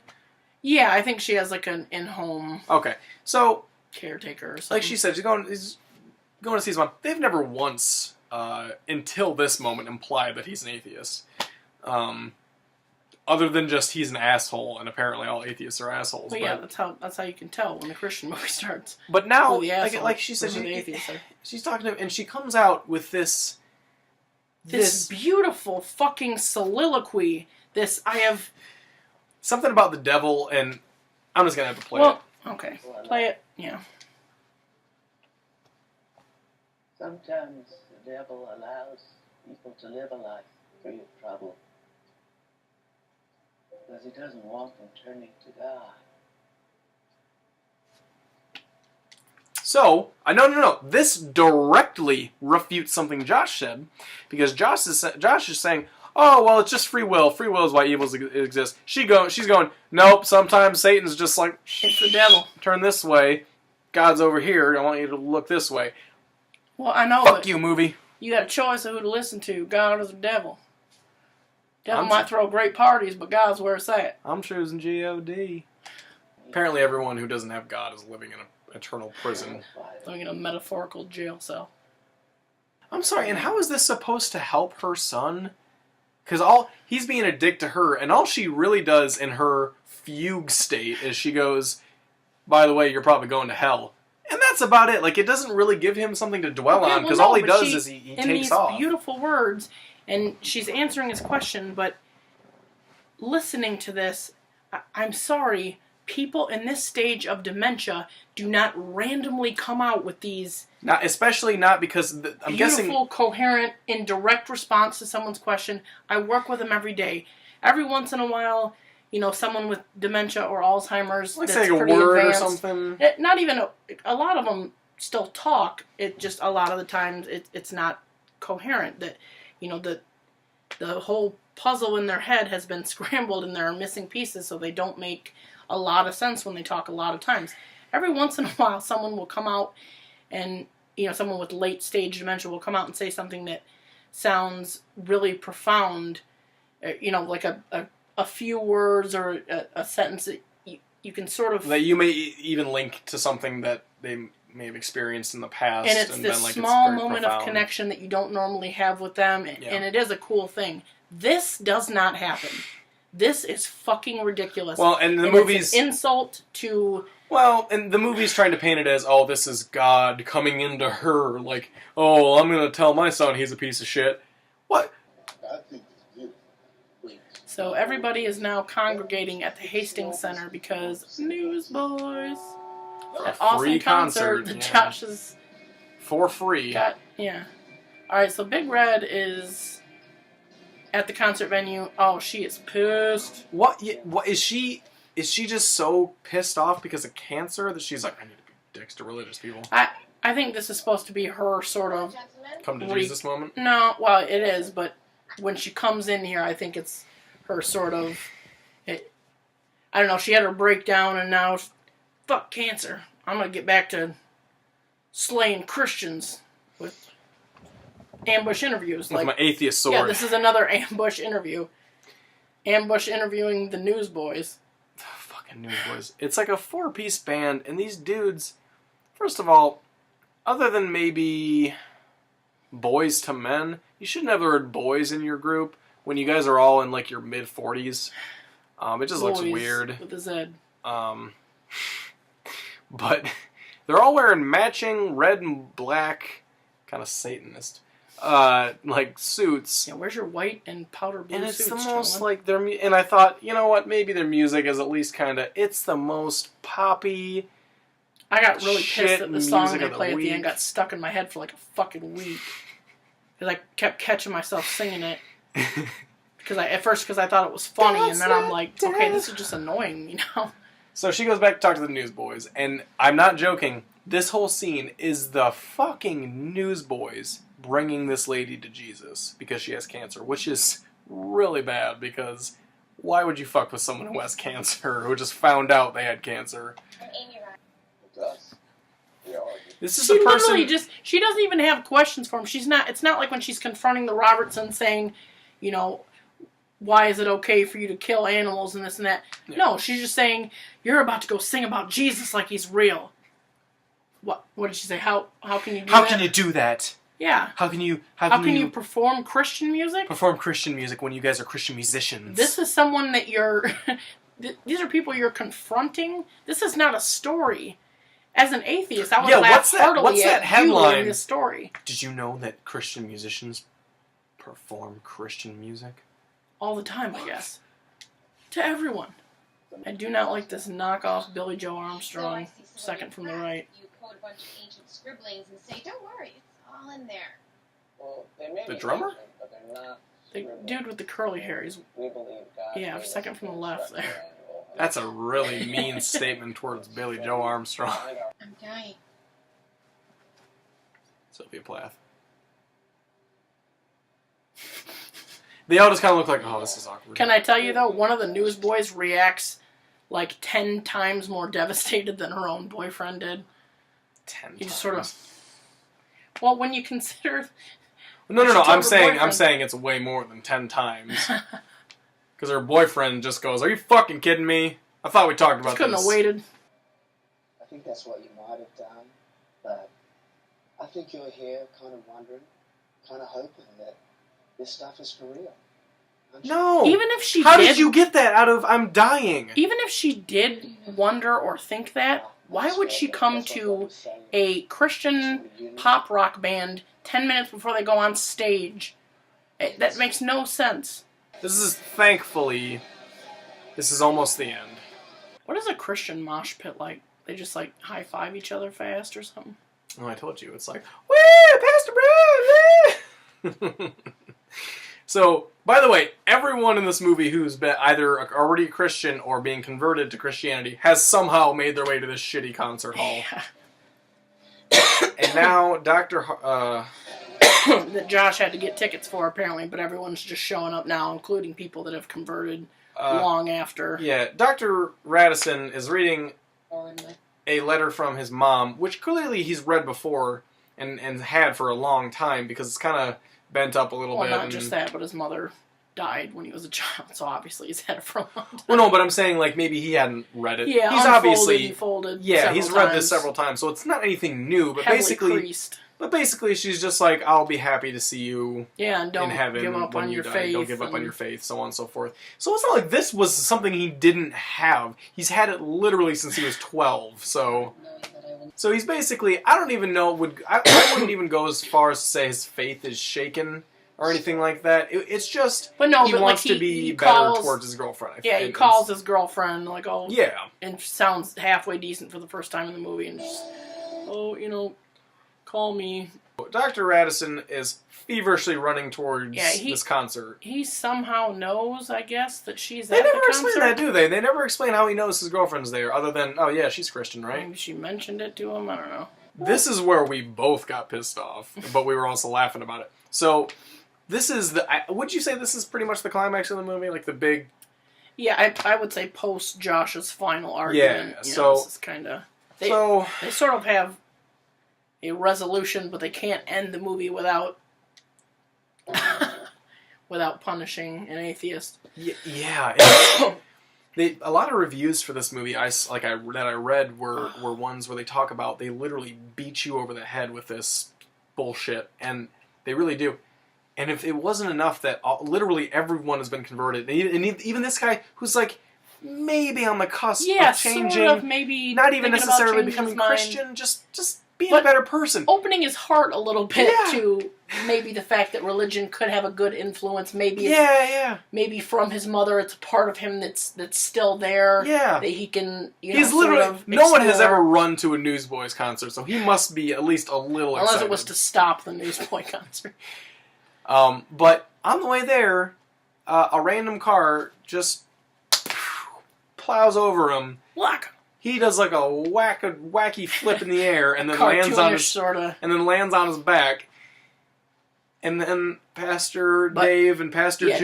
Now we're finding out why Pastor Dave and Pastor Jude, why they couldn't get a car to work to get to Disney World. The whole purpose of them not having a car. There was a higher... But wait. Let's play it out real quick. Just to... Car who hit him takes off. Car barely even slows. The car's just, I'm out of here. So Jude and David get out of their car when they see this. Yeah, it happens like right next to him. They're in a nearby car. And he gets out, he takes off his coat and puts it underneath his head. He's like, call an ambulance. The normal stuff you would do after seeing this. And he starts to talk to him. His ribs are crushed, his lungs are filling with blood. How the fuck does Jude know that? Is Jude a doctor? I don't know. I don't think he is. Are you sure? Yeah. Well, he's sure, he just said that. I can't die.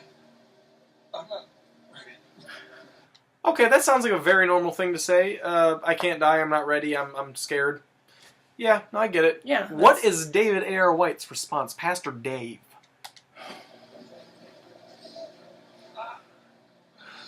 Do you know Jesus? His response is, do you know Jesus?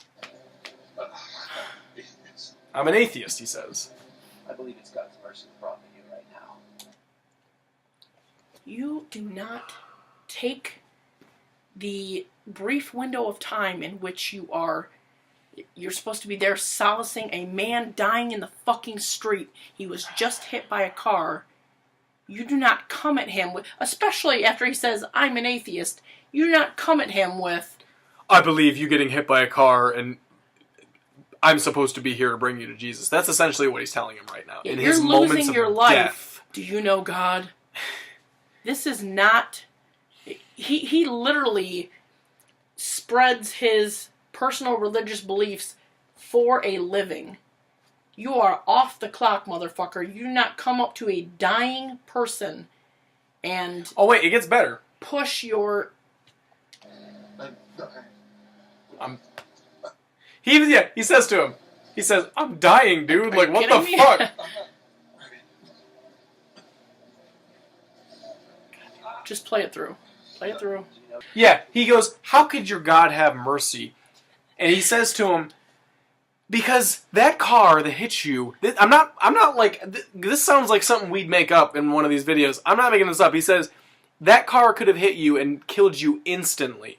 It didn't, so you could get saved in fucking agony as you died. Thank God you didn't. Thank God. It was just your ribs crushed and your lungs filling with blood, so I could come over here and spew my drivel on you. Bullshit in your dying moments.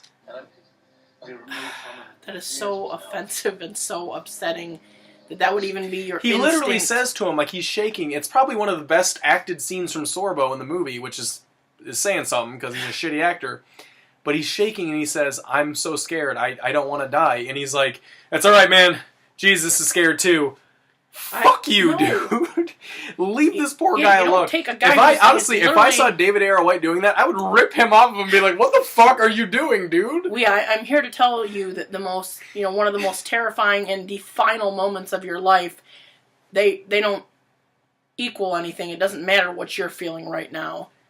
This is about Jesus. I'm glad you got hit by a car and are dying so I can come tell you. Are you fucking kidding me? Stay with me. Stay with me. Wait, don't die before I can save you.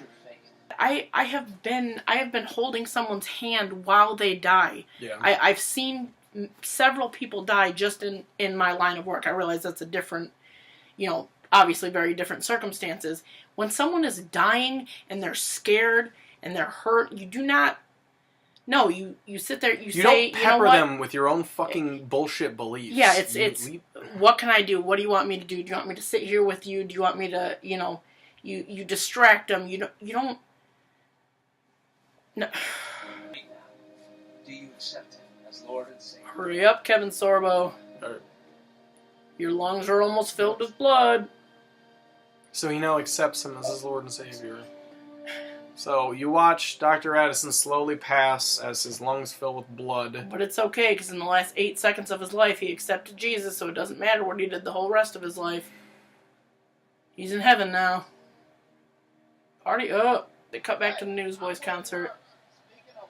And on a screen at the back of the stage is our good friend Willie. Willie Robertson, you remember him? If you guys are worried about Willie's second appearance, he made a second appearance. You thought we were going to let you down, didn't you? And when I say you thought we were teasing a second Willie Robertson appearance. When he made his second appearance, it wasn't in person though. It was at the Newsboys concert on a pre-recorded video message. And he literally, I'm not even going to play it. He literally just tells people to whip out their phones and text "God's not dead" to their friends. Well, he also he does say something funny about, hey, go into your phone, flip through your contacts, and you got to message just everybody in your contacts. Yeah. Everybody knows about 100 people. There's about 1,000 people here right now. Think how many people we're going to reach. We're going to reach so many people, man. Who sees that and goes, oh, well, obviously they want me to convert to Christianity, so boom. And do you really think that all of these people have 100 names in their phone? And that there are no overlapping names in this small town attending? So your math is pretty fucked. I realize that's, Everyone knows about 1,000 people. You're all on the Facebook. Next 3 minutes. Everybody do a mass message on Facebook. Well, the whole thing is not that dead. he's heard that this freshman college student had proved God's existence. When he didn't. Fuck you! No, he didn't. He had a total of 60 minutes that he wasted to quote fucking famous atheist. That's all he did. Everyone starts texting "God's not dead" at the concert, not watching the Newsboys, just texting now. Yeah. And then the movie ends on a Newsboy song. Martin texts his dad, "God's not dead." Okay, so back at the scene of the accident, David Arrow White just thinks it's cool to pull the dead Kevin Sorbo's phone from his pocket because it gets an alert and it says God's not dead. Okay, yeah. This is fucking bad. This is so bad. So, the very nice Pastor Jude says what may be the most offensive line in the movie about this man with who the biggest smile on his face. Right, about this man who was literally just like minutes before died in front of them, in his friend's arms, basically. After, if converting this man in his last moments of life was not offensive enough, he says, what happened here tonight is a cause. I'm going to say it out loud just in case you guys can't hear it. What happened here tonight is a cause for celebration. A man was just struck and killed by a car. I'm waiting to hear what the celebration's for. Pain! There's joy in heaven. Pain for just a few moments. But now, think about the joy in heaven. Fuck you, Pastor Jude. You're a real dick, you know that? This man literally just died in front of you, and all you can think to say is, oh man, I bet you he's loving it up in heaven right now. Like, he's up there, party. That 2-bedroom place up there is dope. Deluxe apartment in the sky. It's basically like the Playboy Mansion. Wait, what did the message say at the end there? Join the movement. Text everyone you know. God's not dead. texting 3 words to people is not a movement. It's the equivalent of sending chain emails as a movement. What? Okay, and this... No, you know what? I'm not going to give it the credit. That was God's Not Dead. Whew! Not bad, guys. We just got through it. Oh, man. I feel like I feel like a refugee right now. Fuck! That movie was bad. Is this what it feels like to run a 5K? Probably. Or 10K? Probably. 10K seems kind of late for this. But no, this movie, like I said, I didn't expect it to be as bad as... I expected it to be bad and, like, so bad it's good, funny, and I think to an extent it is. But, oh man, it's just... But this wasn't... There's just so much about it that... It got so much exposure and so much praise, or at least from a fan standpoint, not critically, but I think because of its like maybe. Yeah, well, and I think because it was the first movie, because the first movie came out, I think they had a very small theatrical release. Christians were like, we gotta get this in theaters.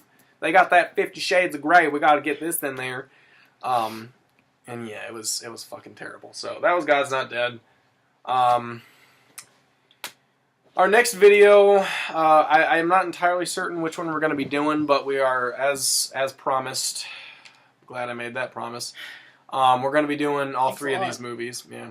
So, the good news is, from what I understand, they get less and less shitty. Hopefully. I will say, after watching a review for the third one does look the least. Yeah. It looks awful. the least, like, I think the way they describe it in the review is, the first one, they're beating you over the head with a baseball bat. The second, it's like a football or something. Wiffle ball bat. And then the last one is just like something soft, you know. So God's Not Dead 2, which I'm curious to see, because I wonder if it's going to be more boring or more like it's just going to piss us off the whole time. You know what I mean? I get the feeling it's going to be really boring. Yeah. And obviously, eventually we'll do God's Not Dead 3.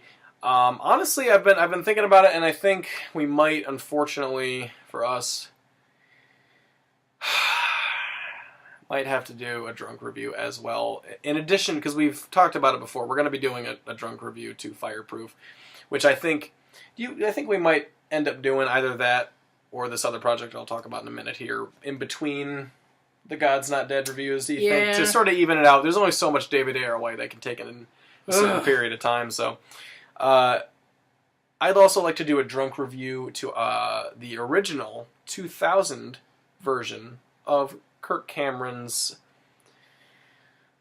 It's basically like, think Kevin Costner and Dances with Wolves, but Kirk Cameron.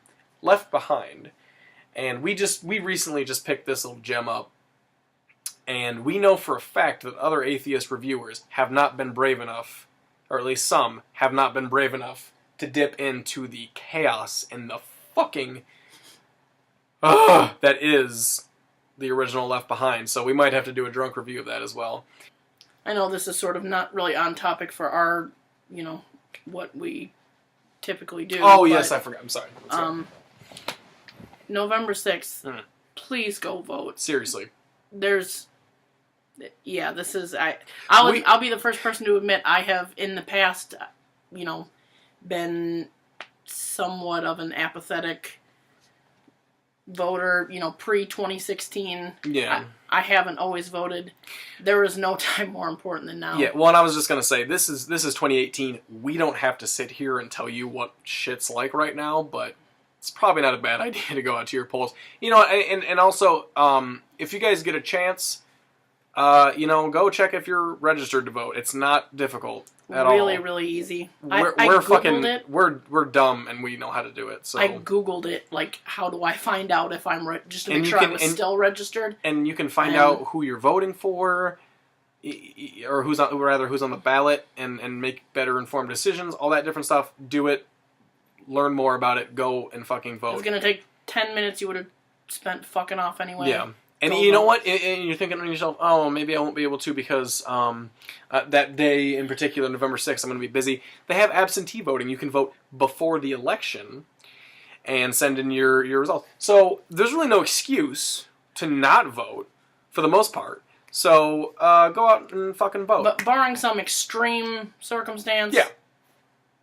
go fucking vote. Please. So anyway, guys, thanks for joining us again for our third episode. More to come. For J Trey and A Trey, I am J Trey. Hey, Trey. Peace. Later.